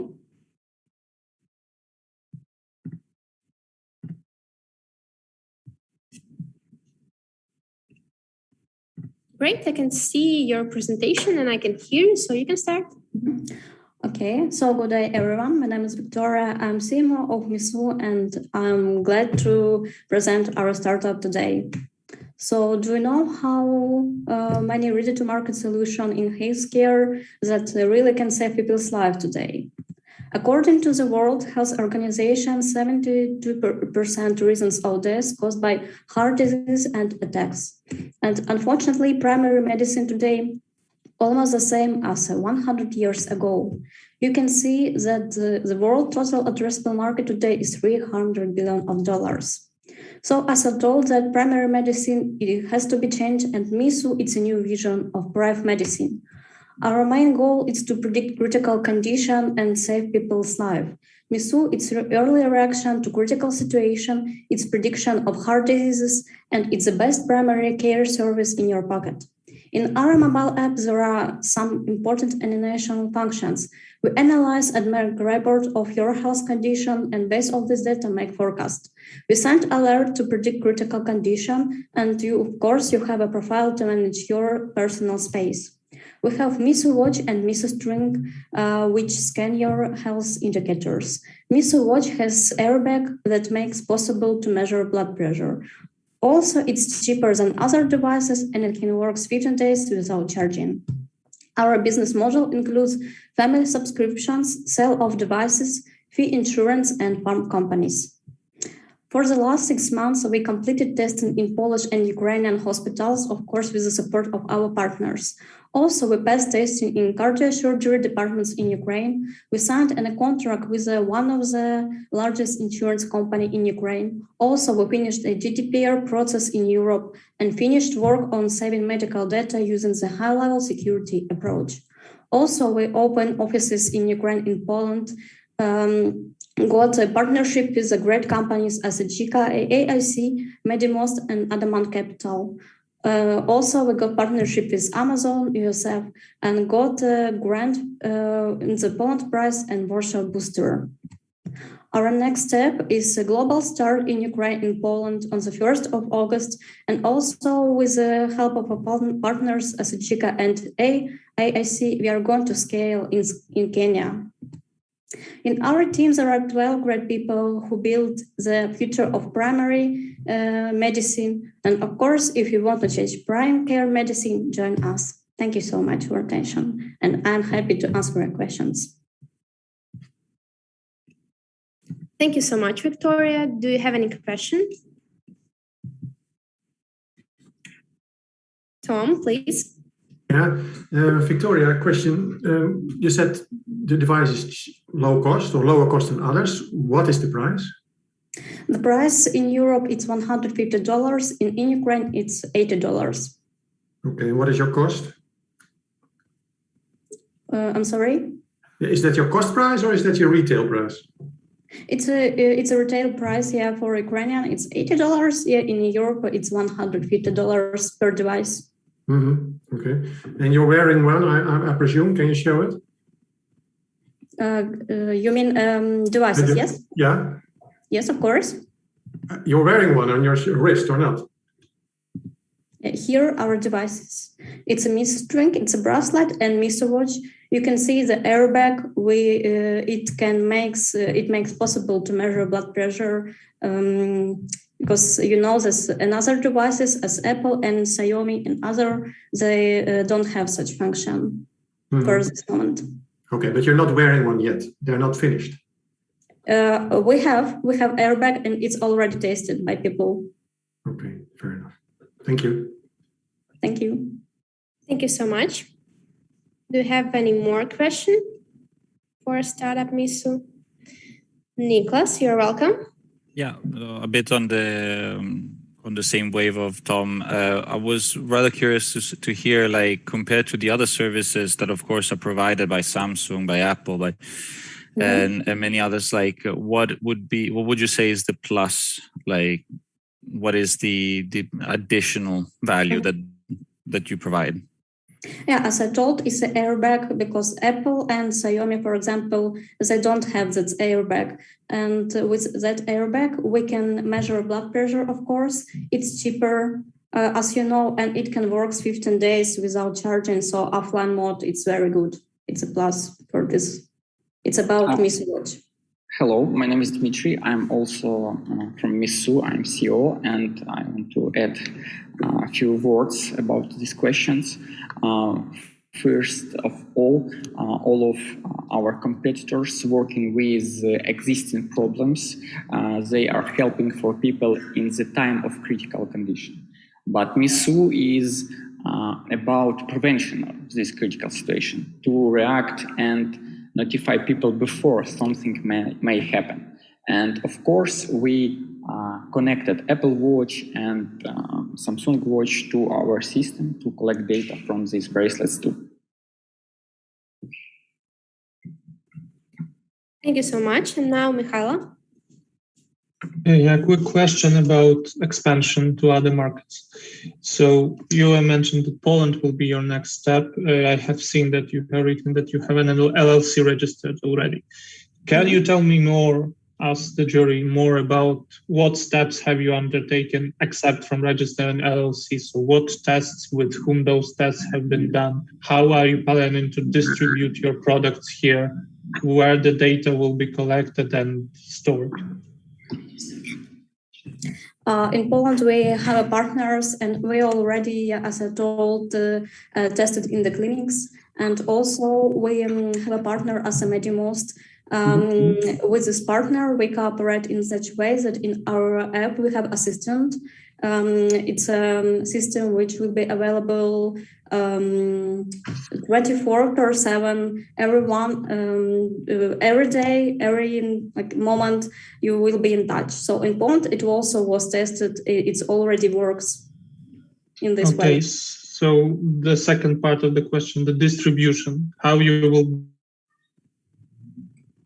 Yeah, for this question, I will answer. Yes, we have partners for distributions, for marketings, and also for all needed services that provide Misu also.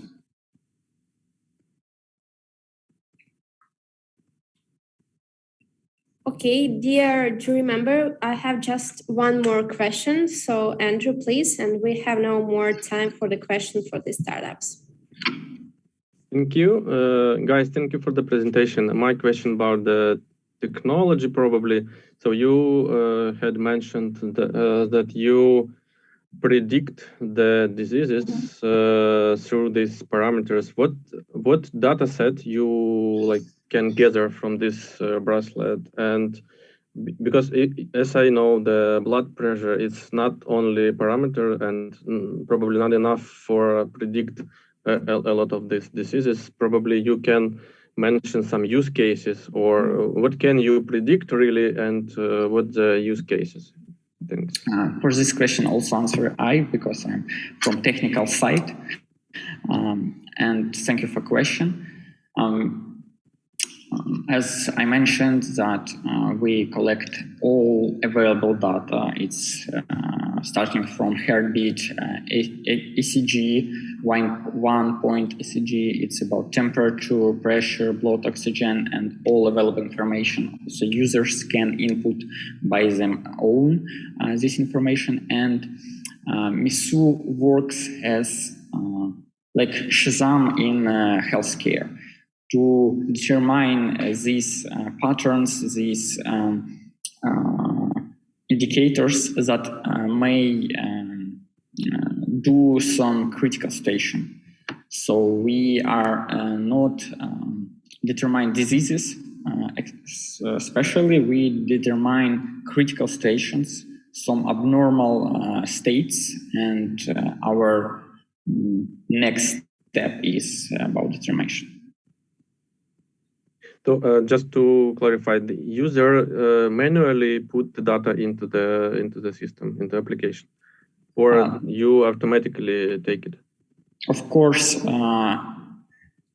data transferred to application automatically, and as soon as patient connect bracelet to Misu, he already have monitoring 24/7 and notifications about any. And of course, there is additional possibility to input some data such as blood sugar or insulin into the Misu manually. Thank you. Okay, thank you so much. Thank you. And we'll move to the next startup. And I'm glad to invite the Ademrius. You're welcome.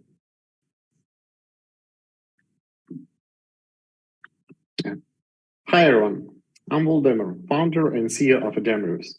Imagine, you're a doctor and have a small private practice, and all that you want to provide the quality healthcare for your patients.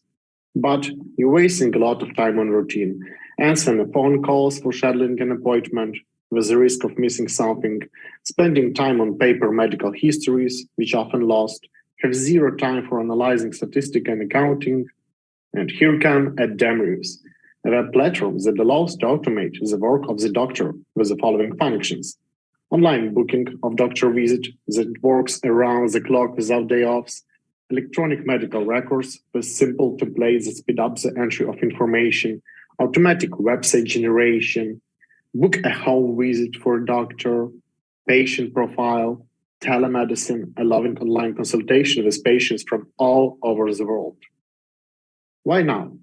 COVID made a digital revolution. Patients want to book appointments online, and so doctors are enforced to urgently digitalize their services. And after COVID, clinics still use the service because they no longer imagine their lives without it. Demerus even corresponds to the relates of the medical market and takes into account the moments when one doctor simultaneously works in several clinics and conducts his own medical practice in the same time. Our target market is head doctors of small clinics and doctors that provide their own medical practice. But why Demerus? There is a lot of similar CRM systems. No, there are systems that allow only book appointment and that's it, or big system for large clinics that are very expensive, are hard to work with, and have too many unneeded features for you. And Demerus was specially designed for small private medical clinics and private doctors, and fully meets especially their needs. A type of business model is a subscription fee, a 14 days free trial period with convenient onboarding, and then a subscription and monthly automatic payments. Our team is a set of senior specialists in the development of such solutions with many years of experience in a healthcare domain. What do we have now? Development is complete. The MVP has been launched and is working in 10 countries. In each, we already have several customers who use the systems, are satisfied, and pay for the usage, which is a confirmation that the solution is really needed by the market. We continue to insert our souls into the project, and now we are actively looking for partners and funds to catalyze our development. And the world will learn about the modern system that will level up a small business and allow patients to receive even more services and even better quality. So don't miss the opportunity to change the world with us. Get in touch. Thanks. Thank you so much. And I see a question from the Mikhailo. Yeah. The quick question, maybe a follow-on to the last slide. User statistics. What are the user statistics till now? For now, we got 107 customers. Our goal was just to have near 10 customers in each country to double check that it's suitable for any country all over the world. Mm-hmm. And what did those customers do? Can you follow the journey? They go into our landing page, checking how the system works, what benefits they will got. Then they are clicking start free trial. They're registering with only few fields, then started intuitive onboarding. So there is a lot of strings and showing click here, do that, click here, do that. So it's something like small gamification process to get a knowledge with the system. And after that, they're starting to create a schedule, book an appointment, try to test with some test user how everything works. And after that, when 2 weeks pass, they got a notification, please enter credit card details to proceed with using the system. And how many of those did enter the credit card details? By customers, I mean exactly those ones who added credit cards and starting to paying for the system. Okay, so how many in total were on the first level? In total, we had near 500 users that were registered in our system, and 100 of them became customers. And what type of customers are those? Can you describe them as a cohort? 80% it was solo private practice, and 20% it was small private practices. By small, up to 15 people, yes? Yeah. In general, it was near 7 person. Thank you. Thank you so much. And the next question from Valery.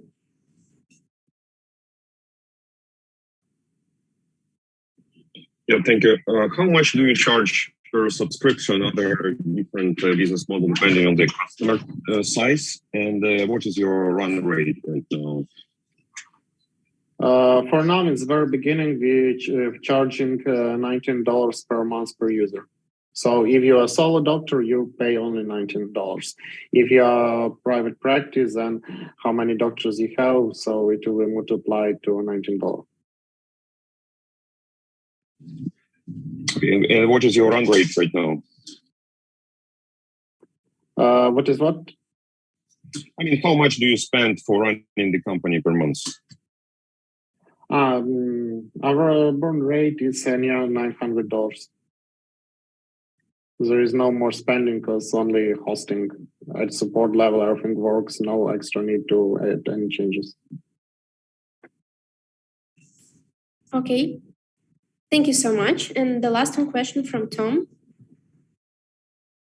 Yeah, following you. Two questions. First of all, how many patients are now currently in your system handled by these 100 customers? Near 2,000. 2,000 patients. So about 20 on average per clinic. That's quite low. How is that possible? We are just started to working in the market, so they just was registered. And if, to be honest, there is a few systems that are using 100 possibility of our systems. That's why I would like to say that 1,500 is just for 10 clinics. The rest almost not using the working with patients that are using some another models of our system. Okay, so from the 500 who signed up, 100 give credit card details and about 10 are extensively using it. Is that correct? Yeah, they're just using a little bit another way because there is a possibility to work when patient is duty on our system, have a profile, they're filling their information, etc. Or you can use it just like some landing page with your schedule to book appointment without creating a profile, etc. So there is a few different ways of using our system. Okay, so my last question. The challenge with this kind of system is obviously a lot related to GDPR and security of data. So how do you handle that? Because that's, in my opinion, a nightmare. Yeah, absolutely. As I mentioned, our team already worked with SaaS product in medical sector, so we're pretty good to know all nuances with GDPR, HIPAA, etc. And we are fully compliant with all of that. More of that, in each country, we have created a server, so the data of each country are stored in each country. If some person wants to delete personal data, it will be deleted with all saved, etc. So everything was calculated and fully with that. Okay, thank you very much. Thanks. Thank you so much. And next startup, Unigroups. You're welcome. Yep, here we are. If you don't mind, my CEO will share the presentation. No problem. No problem. Is everything okay with the presentation? Yeah, everything is okay. You can start. Okay. I am Ihor, CEO of Unigroups, and what is it? It's online document flow system. Our main customer are university. We solve one of the biggest problems in modern society with digitized processes. Today, if student wants to change his group, get a treatment, change the faculty, it doesn't matter, he must write some documents. And of course, the university should have some staff who could process these applications, and it's really expensive. And we are talking about not only Ukraine, we're talking about the whole world, especially about Europe, where document flow is extremely painful. This process may take hours, but with our solution, it will take just a second. In other words, we make people more productive from two sides. I'm talking about both students and university workers. What about competitors? We know many famous learning management systems such as Blackboard, Canvas, Moodle, and others, but it doesn't matter because they don't have document flows generating documents and digital signature. What it means? It means that you should make the document in your own, fill out the fields, put the signature, and after all, send it to university.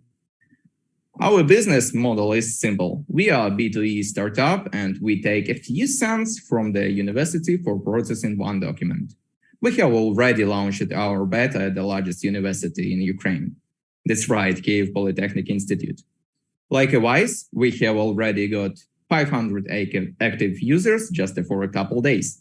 If we continue in the same spirit with realistic forecast, we will be able to occupy 4% of the local market, what will make for us more than $10,000 revenue per quarter in the first quarter 2023. In the near future, it will it will allow us to ensure a strong entry into market of Europe and North America. And here we are talking about global markets. TechBBQ is a perfect opportunity to accelerate the testing of our go-to-market strategy in Europe, which already has shown success in the local market. Maybe you are asking, who doing that and why we are growing so fast? The secret is that our team is divided into parts, technical and operational, and both are professionals. Each of our technical team members has 3 to 5 years of work experience in the field of complicated system development. Our operational department has specialists in the field of project management, team leading, development methodologies such as Scrum. Let's work together to change the difficult process of paperwork and digitize not only Ukraine, but the whole world, especially Europe with TechBBQ. Thank you so much. And I see the first question from the Mikhailo Khaletsky. Yes, thank you for the presentation. I have a follow-on question on the scale of the problem. You have mentioned that the process as it is now is expensive. Can I hear anything concrete, anything more concrete? What is the value of the market? What is the value of the problem? Yeah, sure.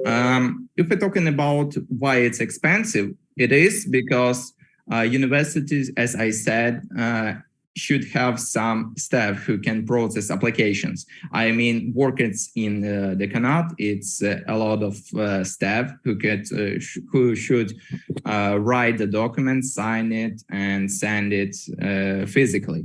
I'm talking about paper. So salary to this people is really expensive. Yeah.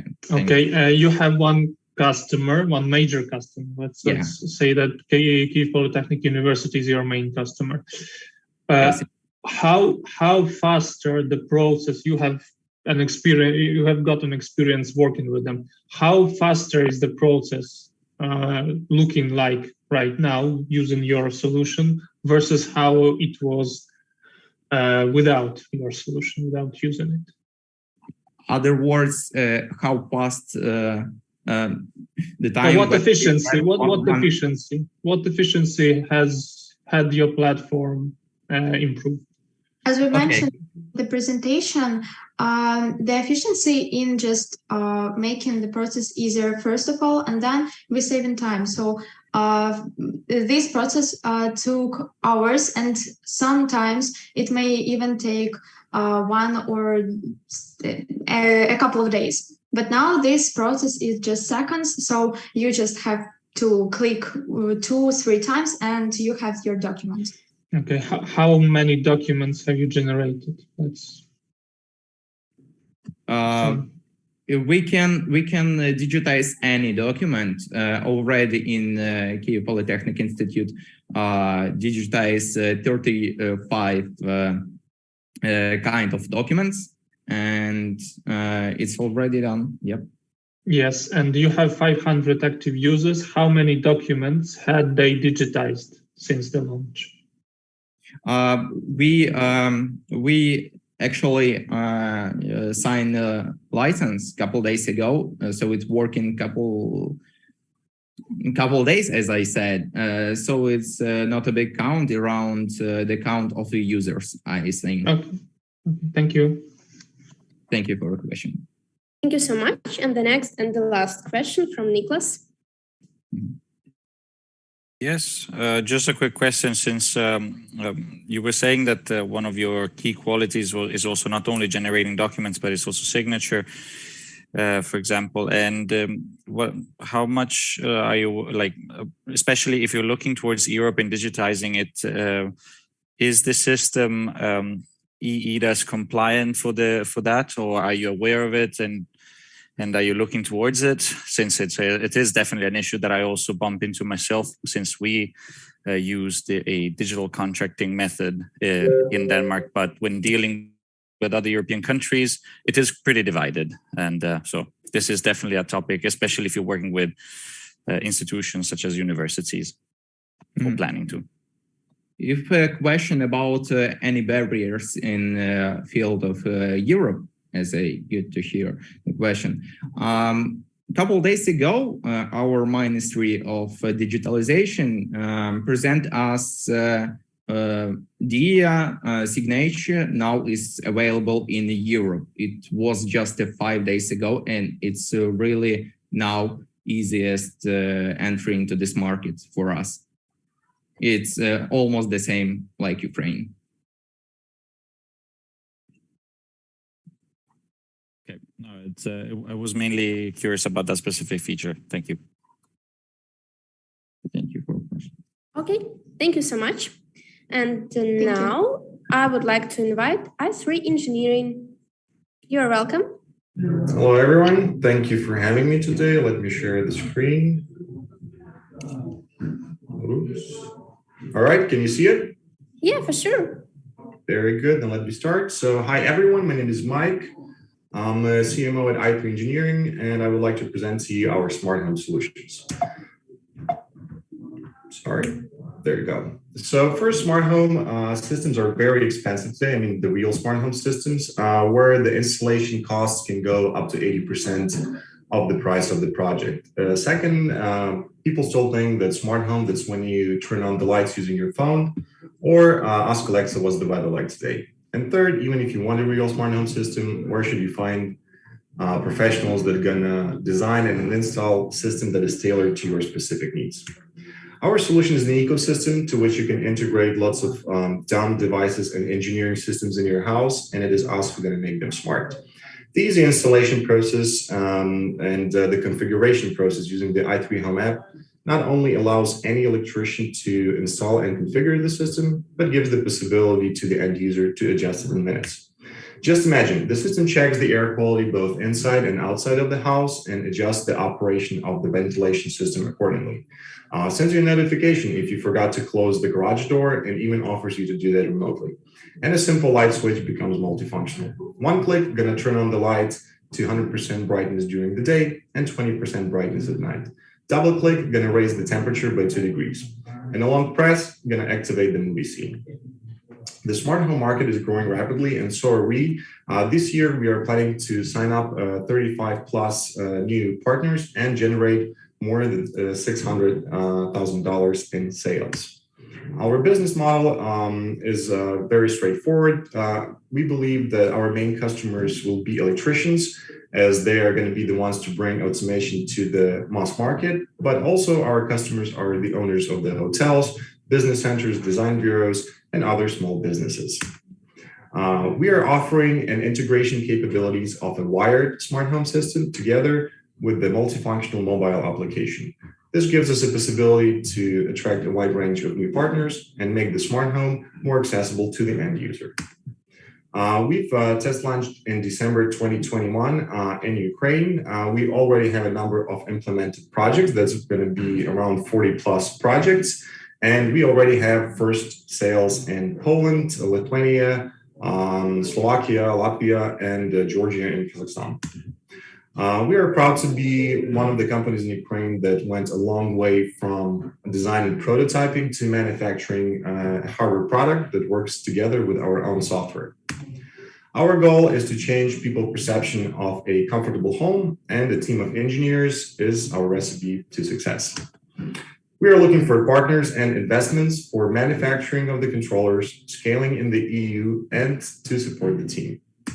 Thank you, and I'm ready to answer your questions. Thank you so much. Thank you. And dear jury member, do you have any question?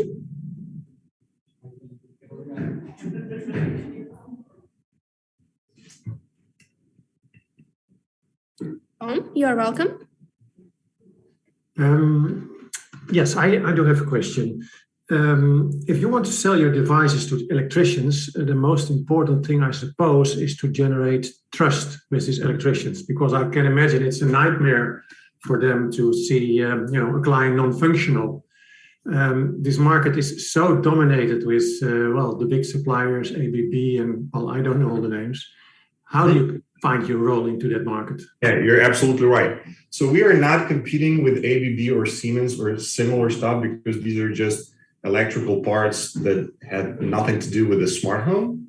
What we are doing, that's the controller, it also is installed in the electricity distribution box.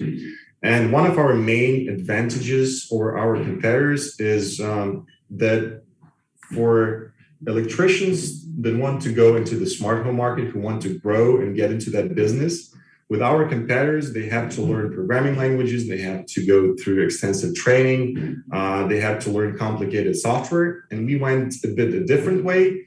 All of this complicated stuff we have hidden under the hood, and for the electricians, we provided a simple mobile application that they're used to by using any other app on their phone, and just by simply clicking a few buttons, they can do that programming of the controller easily without extensive training, and it's going to generate the code and do everything for the processor. Plus, for the end users, they also have the possibility to adjust the settings of their homes, while with the competitors, they have to wait for the technician to come to their house, apply the changes, pay him, and then sit and live with those functions till the next visit of the electrician. Do I understand correctly that all the light points, all the switches now have to go to the central control box? Absolutely. Yeah, so you can't deal with the normal installation of a house with a star system or a loop system. You have to understand that when using a wired smart home system of any brand, it doesn't matter. This is the only option to get it done. It's a downside because you can get onto the project only before the electrical wiring is done in the building. So you need new buildings. Yes, but this is the only way you can not have 15 apps on your phone and lots of smart devices. They don't talk to each other. For us, you connect it to the controller, you buy a simple lamp, we make it smart. You buy a simple light switch, we make it smart. Your light bulb burns off, you go to the store, buy a new one, it's smart again. So this is the only way to make this right. Okay, second question. You mentioned something in the slides about SaaS, but you moved over it really quickly. So yes, so we're gonna be I'm not sure what slide that, let me find it. Yeah, I think you're right. But anyway, so for the SaaS model, we don't have it now. We're gonna develop it in the future. What we can do, for example, we do provide analytics for 2 weeks to months, right? If you want a longer analytics for half a year, you can pay for it and you can have it. We can provide integration of cameras. If you want 2-3 cameras, you can get it for free for the private houses. If it's for the business, you want 15-20 cameras, you can do it for money. So there are a lot of things we can do for the subscription. So all your revenue so far is resales of devices. Is that correct? Yes, we build a network of partners. We don't work, our model is kind of B2B2C. So we don't work with the end customer. We just sell to the partners. Yeah. Thank you very much. Thank you too. Thank you. And the last one question from Mikhailo Haletsky. Yes, a quick question on your financing needs. You have mentioned the financing needs. Can you elaborate more about those 600K for manufacturing of controllers, purchase of components? So where is the manufacturing done? How many people are now working on manufacturing? So maybe some details on that. Absolutely. Where are you testing that? Mm-hmm. So we have 3 factories that are manufacturing for us. 2 of them are located in Ukraine. 1 of them is located in Poland. They do the manufacturing of all of the PCBs because there are 7 or 8 different PCBs in each device. Then we get them to us. We do the programming. We do the final testing. And then from to us, you mean you have an office in Ukraine? Yes, we have an office in Ukraine, in Lviv. So we get all of these things. We do all of the testing, all of the programming. I mean, the software that goes on the controller itself, besides the app. And then from us, it goes to the end customer or to our partner. But we are also exploring the options where, and we know that factories can do that, where they can manufacture 100% ready device in the box. And we don't have to do all of this hustle. So this is possible too. We are exploring this option with the Polish factory at this point right now. Okay. And the second quick question, your competitors, you have mentioned among those Fibaro, which is a well-known brand here in Poland. Yeah, absolutely. How much money have they raised? Well, so Fibaro and Zigbee and Z-Wave, these are not our competitors direct. These are substitutions. Our direct competitors are Luxon and KNX. which are well known in the automation world. Fibaro and stuff, these are more like a toys that you can go buy after everything is done when you want a small task to be done. For example, one leak sensor or one light bulb or one light switch, so something simple. But in case you want all of the things in the house automated, like lighting, safety, HVAC, yard, you need to look to wire type of systems.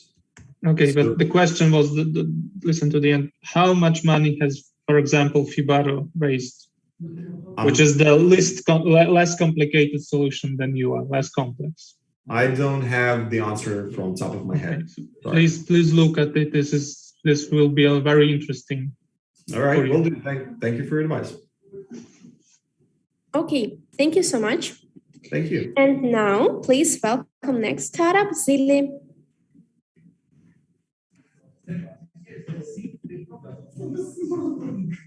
Hi, my name is Alina, and I'm the CCO at the startup Zili, and we are revolutionizing the way people sell and grow their income. So did you know that 80% of entrepreneurs in mobile-first countries, such as regions in Latin America, use smartphone as their only device? So our target audience is more than 27 million entrepreneurs from Latin America. And their demand for online promotion has already grown to 200,000 Google searches per month. So for today, more than 5,000 entrepreneurs use our product, and our MRR grows for 40% every month. And our clients are micro entrepreneurs and self-employed in the service sector. They are manufacturers, builders, lawyers, NFT creators, and many, many others. And let me explain you why. Over 100 entrepreneurs download Zili app every day. Because they have a problem of being unable to increase their online sales because of the lack of the computers. And our solution is growth marketing app that drives more business revenue for entrepreneurs with easy-to-use and AI-powered marketing tools. And let me show you how it works. In just 3 steps, you can easily create a sales funnel that will bring customers to your business. So we will generate and marketing content for your business, having just key information about your company. Just tell us who your clients are, and we will create profitable ad scripts for your target audience. In just 1 click, you can integrate a CRM system and analytics to process all the requests, to track all the results, and to communicate with your clients. So, and your sales funnel is launched, and we have also created sales-oriented website, set up profitable advertising, and connected all necessary sales tools. So while Wix, Squarespace, and Weebly swim in the red ocean of website builders who work with creative professionals and is made for laptops, Zili, being in the blue ocean, disrupts the market of the pre-existing market of online sales. Our business model is SaaS premium with trial period and weekly subscription, $99. And our unit economy is profitable and clear. Our customer acquisition cost is $21. Our LTV is $110. So, and we also have a conversion rate of 5% in purchasing a paid subscription. And also in August, we will have MRR of $30,000, and we will raise an investment round of $1 million. So we have been working with this digital marketing field for 7 years with our team. And during the previous year, we won $150,000 in equity-free grants. Yes, we also represented Ukraine on Viva Technology at Collision. We also won IT Arena, the hugest startup competition in Ukraine. And in this year, we will attract more than 100,000 users to our product. Thank you. Thank you so much, Alina. Do you have any question?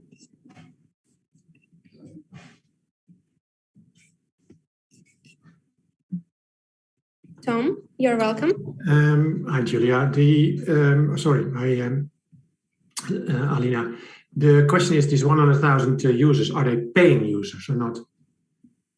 No, just registered users. So the conversion will be like 5% from them will pay. So you expect from the 100,000, 5% will be paying users. And what is the general time they stay on the contract? Any idea already?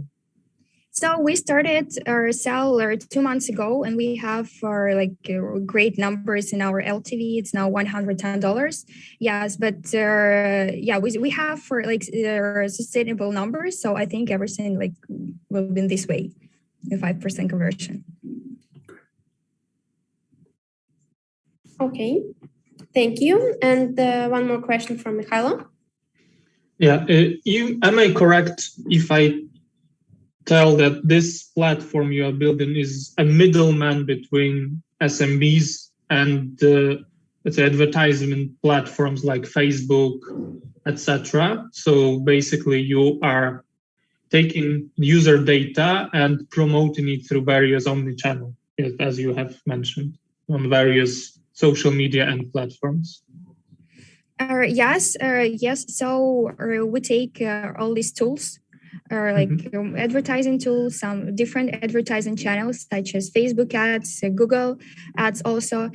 We simplify all these tools and we use users' data, to launch their marketing campaigns. As I understood, you had paying customers already. So my question is as follows. What is your unit economics on the current customer cohort? So you have a subscription fee and you have expenditures on promotion of this customer you have gained. So what is the total, what is the difference between that subscription fee and the costs you incur to attract that user to the platform and promote his or her services in omnichannel format? So for now, customer acquisition cost is $21. It's so we have users from US, Brazil, Mexico, and Chile. So the conversion rate is 5%, for example, in US and 7% in Brazil. What about? So are you talking about using other tools such as promotion? You are promoting it by omnichannel. So I assume you pay for that promotion. Yeah. So 50% of this people pay for promotion. But no. So you as a middleman, by posting an advertisement via Google Ads, it costs you something, right? Mm-hmm. How much on average do you spend on those promotion activities per one user and one acquired paying user? Yes, for paid user is $21 for paying. For people, for the person with a longer time value. Okay, thank you. So Thank you. Thank you.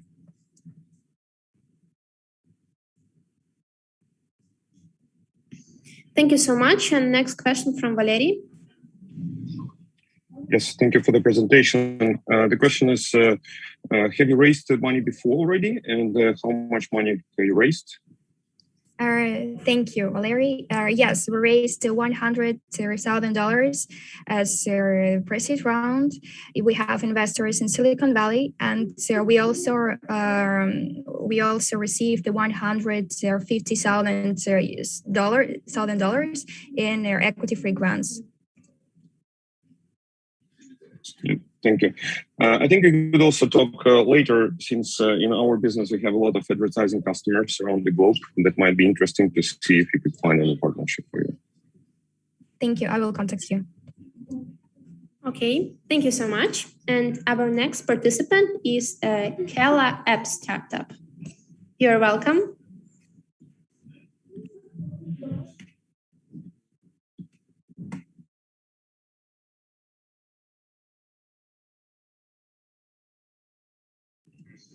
Do you hear me?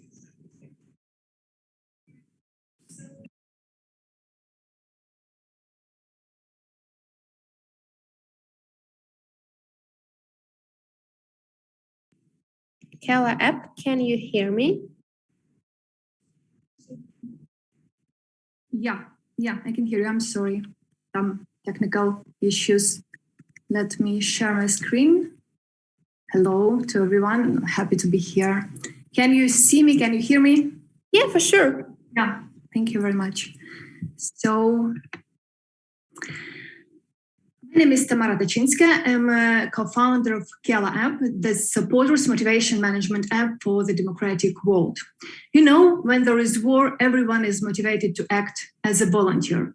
But in times of peaceful development, leaders constantly lose touch with their supporters and fail to make a difference. And this is just few reasons why. We created Kela app as an adaptive tool for increasing political and social campaigns efficacy. We mixed game mechanics, voting and donation systems for supporters motivation management. And you can see who can benefit from our solution. How do we know it works? In addition to being a team of volunteers and campaign managers ourselves, we also tested the idea. One Ukrainian liberal movement used our app prototype for 2 years, and the number of active users increased 6 times. The number of donations doubled. Now the movement is the largest grassroots organization in Ukraine. That became possible because their supporters participated in various actions, gaining influence points, so-called vote weight. And when it came to decisions on policy making and organizations development, people constantly voted for that by clear and fair rules. In the modern idea of Kela app, we go deeper into gamification. We turn any campaign into quest series with rewards, leaderboards, and data on campaigns and persons' progress. In terms of other tools that are used for campaigning, Kela apps defines from not interactive CRM systems, directive tasks managers, and sometimes needed donations buttons with its attitude to every supporter as a co-decision maker. It is about horizontal leadership, constant mutual feedback, and transparent progress.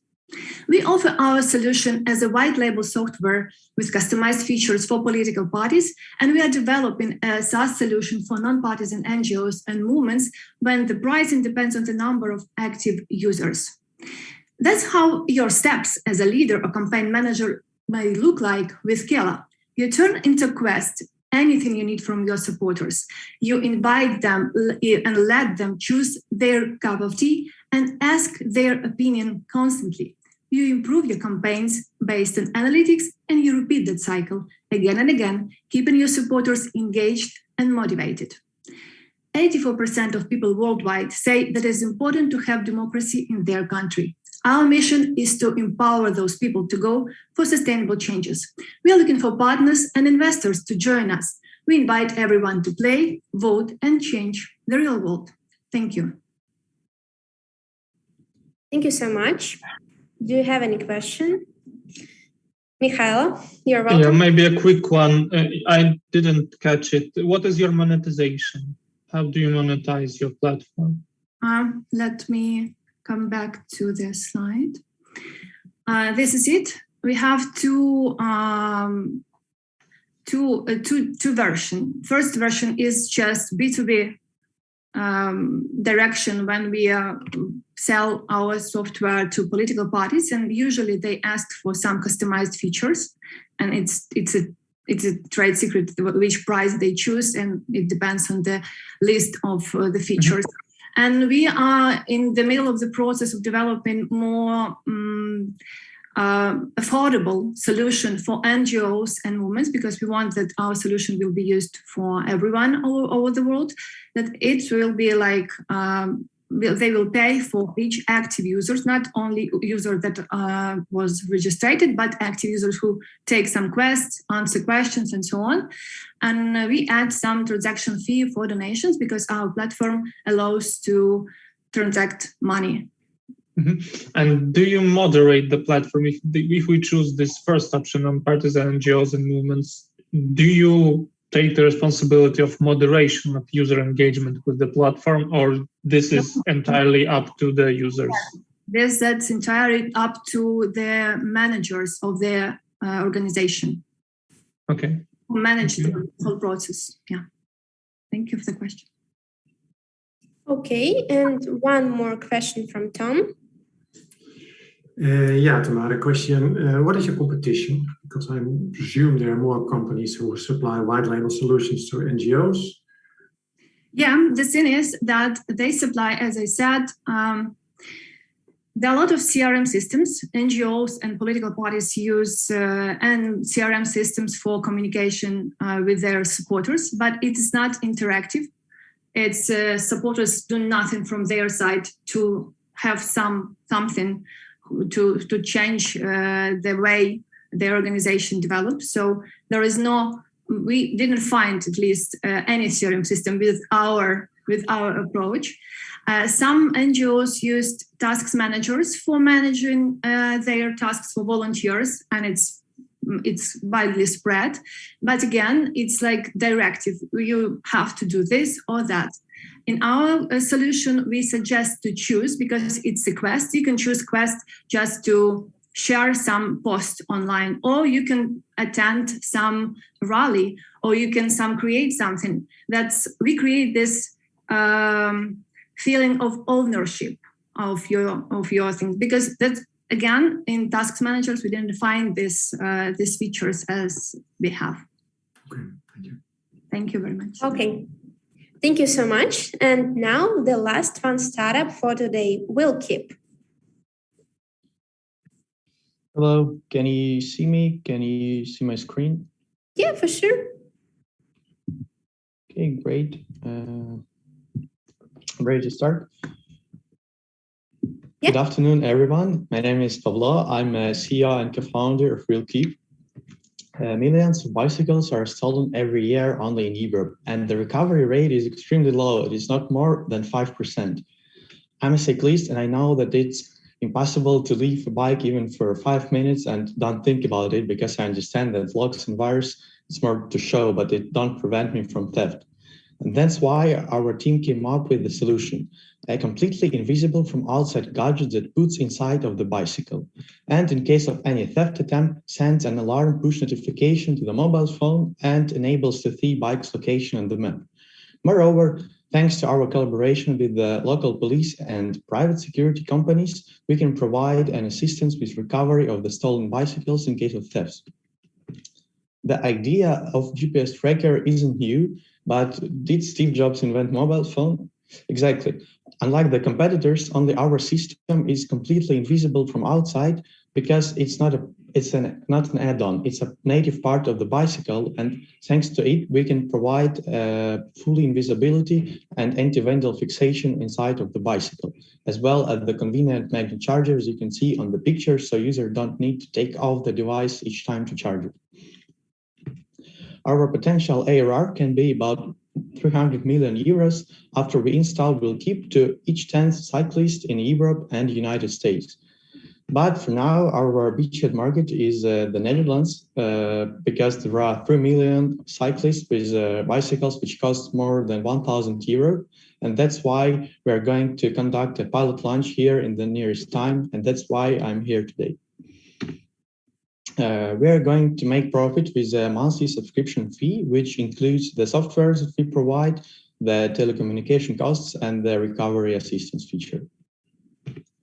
We have already raised a pre-seed funding earlier and made our first revenue just not a long time before the war started.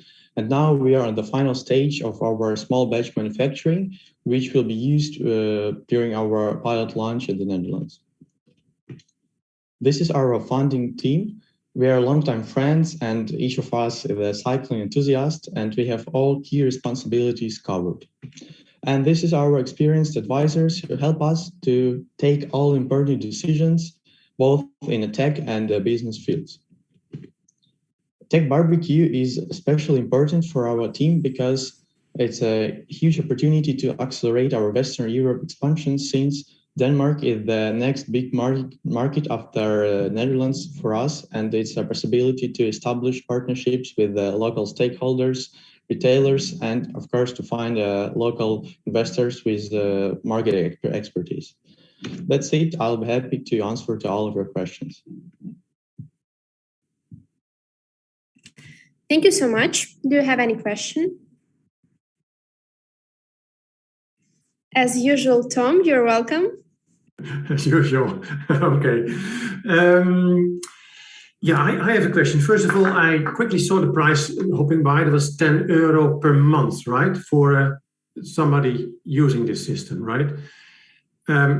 You are aware that if you look at the 3 million bikes in the Netherlands, maybe 70% is of less value than a year worth of your fee? But I want to clarify that I mentioned 3 million bikes, which costs more than 1,000 euros. It's not all the bikes in general. Yes, fair enough. Do you include insurance or something? Yeah, actually, we are in a process of negotiations with both security companies and insurance companies, and we want to include the insurance to this package. And we expect that probably we will provide at least 2 subscription options with insurance. But it's not yet included in the 10 euro, right? Yeah, it is not yet included, but this 10 euro is we include the potential margins that will go to insurance company. Yeah, fair enough. Do I need to replace the whole steer? No, you need only to replace the top cap and the compression plug sometimes. Yeah, I think the trick is in the word sometimes, right? Excuse me? Fair enough. And last question is, why do you want to hide the lock? Because normally you would say, listen, you want to shout all over the world, this bike is really well protected, so you want to show the lock. But you make a big point about hiding it. Why is that? It is not a lock. We don't want to hide a lock, but we say that you don't need to have 10 locks if you care about your bike. You can have just 1 lock to show something that you protect your bike, but also you have an additional invisible security system that really helps to protect the thief. Okay, thank you. Thank you so much. And the last one question from Nicholas. Yeah, quick question, because I think I've seen also another startup that has a similar concept, but the difference is that they hide it in the handles instead. I don't know if you know that startup by any chance. So yeah, I guess it's that one. Yes. And for example, what would be the main difference from them, since they also hide the device? Yeah, thank you for your question. I don't want to say something bad about competitors, but the problem why I didn't include them to our competitors, because as far as I'm concerned, and from reviews that I see, their solution didn't work well, because it's pretty complicated to make everything works in a metal tubes in a small device body. And it is a really big challenge, and that's why we spent about 2 years for R&D process, and that's why we choose the steering column, because it's the best place that could be chosen. So yeah, this is the answer. It basically works. Thank you so much. Thank you for jury members, and thank you for all of you guys. And now we will have a 20 minutes break for the jury members to decide which startup will represent our country during TechBBQ. So I'll wait for you here in 20 minutes. See you.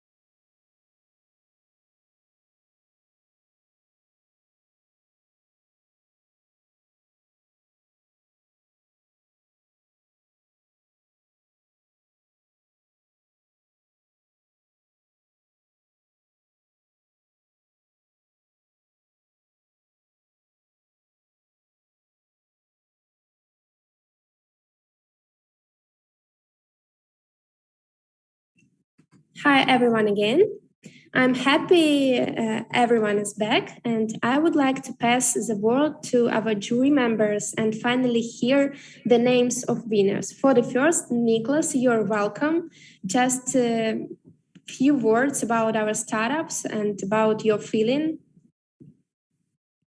Yes, can you hear me? For sure. Perfect. Yeah, well, thank you very much again for all of you for having us and for having me especially. It was quite an interesting pitch session, quite long. I already emptied a few cups of coffee, and yeah, I was quite impressed. Of course, in many of some of the startups, I could comment more. Some others had to do a bit of I had to force myself a little bit more to understand better. But all in all, it was a very good pool, a good selection of startups from diverse fields. And yeah, I'm looking forward to, it was quite difficult in some cases to evaluate correctly. And there are many more questions that on a one-on-one I would love to make. And I hope that we can, and of course, for the 8 ones that are going to come, I will happily have that conversation. For all the others, feel free to also add me on LinkedIn and happy to chat with you as well. Thank you so much, Nicholas. And now, Tom, a few words from you. Yeah, I also like to thank for the opportunity to be here today. Really inspirational. And although many times, the time was short, it's difficult to dive immediately in all the aspects of a company, both the revenue as the market opportunity.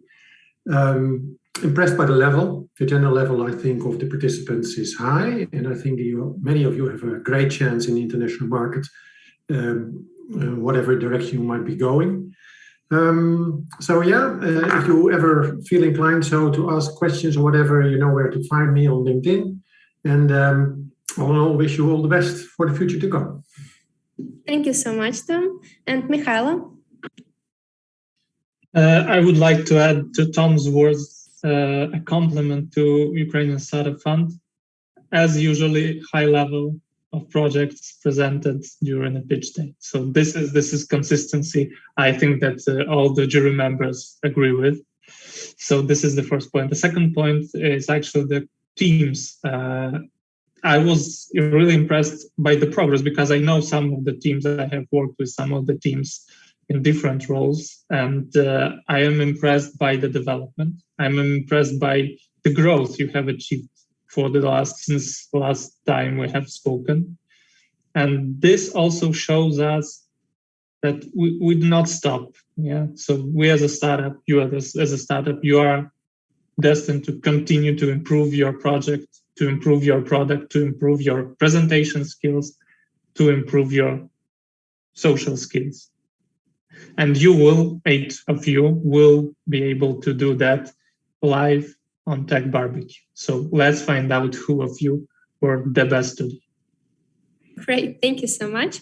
And now I'm honored to give the floor for the Igor Nisenbaum-Levinsky.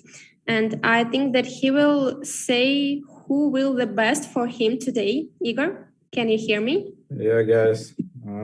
Thank you for your pitch. Thank you for very good startups. And I want to pay attention that several of you was on a very high level. I think that I will cooperate with several of you, but I want to make the big attention on the startup Geo School. Because in our opinion, it's very impressive vertical at this moment. And unfortunately, I think that we will meet new quarantine in this, at the end of this autumn, and education in online format will be popular in several years. So my congratulations, and we'll contact with you in separate chat. Great, thank you. Thank you. We will give the contacts to Natalia. Thank you very much. And now we're ready to show you the results of today's pitch.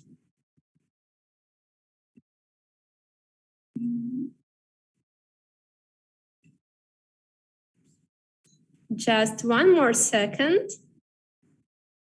Okay, so to TechBBQ will go in the startup S-Lab, GIOS, Akurateka, i3 Engineering, Zili, Smart Zavod, Kela App, and Airlog Pro. My congratulations for you. Okay. I'm really thankful for everyone that you will be today with us and for your attention. See you at the next speeches and best wishes from the USF. Thank you so much. Thank you too. Congratulations to winners. Thank you. Thank you very much. Thanks, everyone. Bye-bye, guys. Thank you. Bye. Bye. Bye. Thank you. Bye-bye.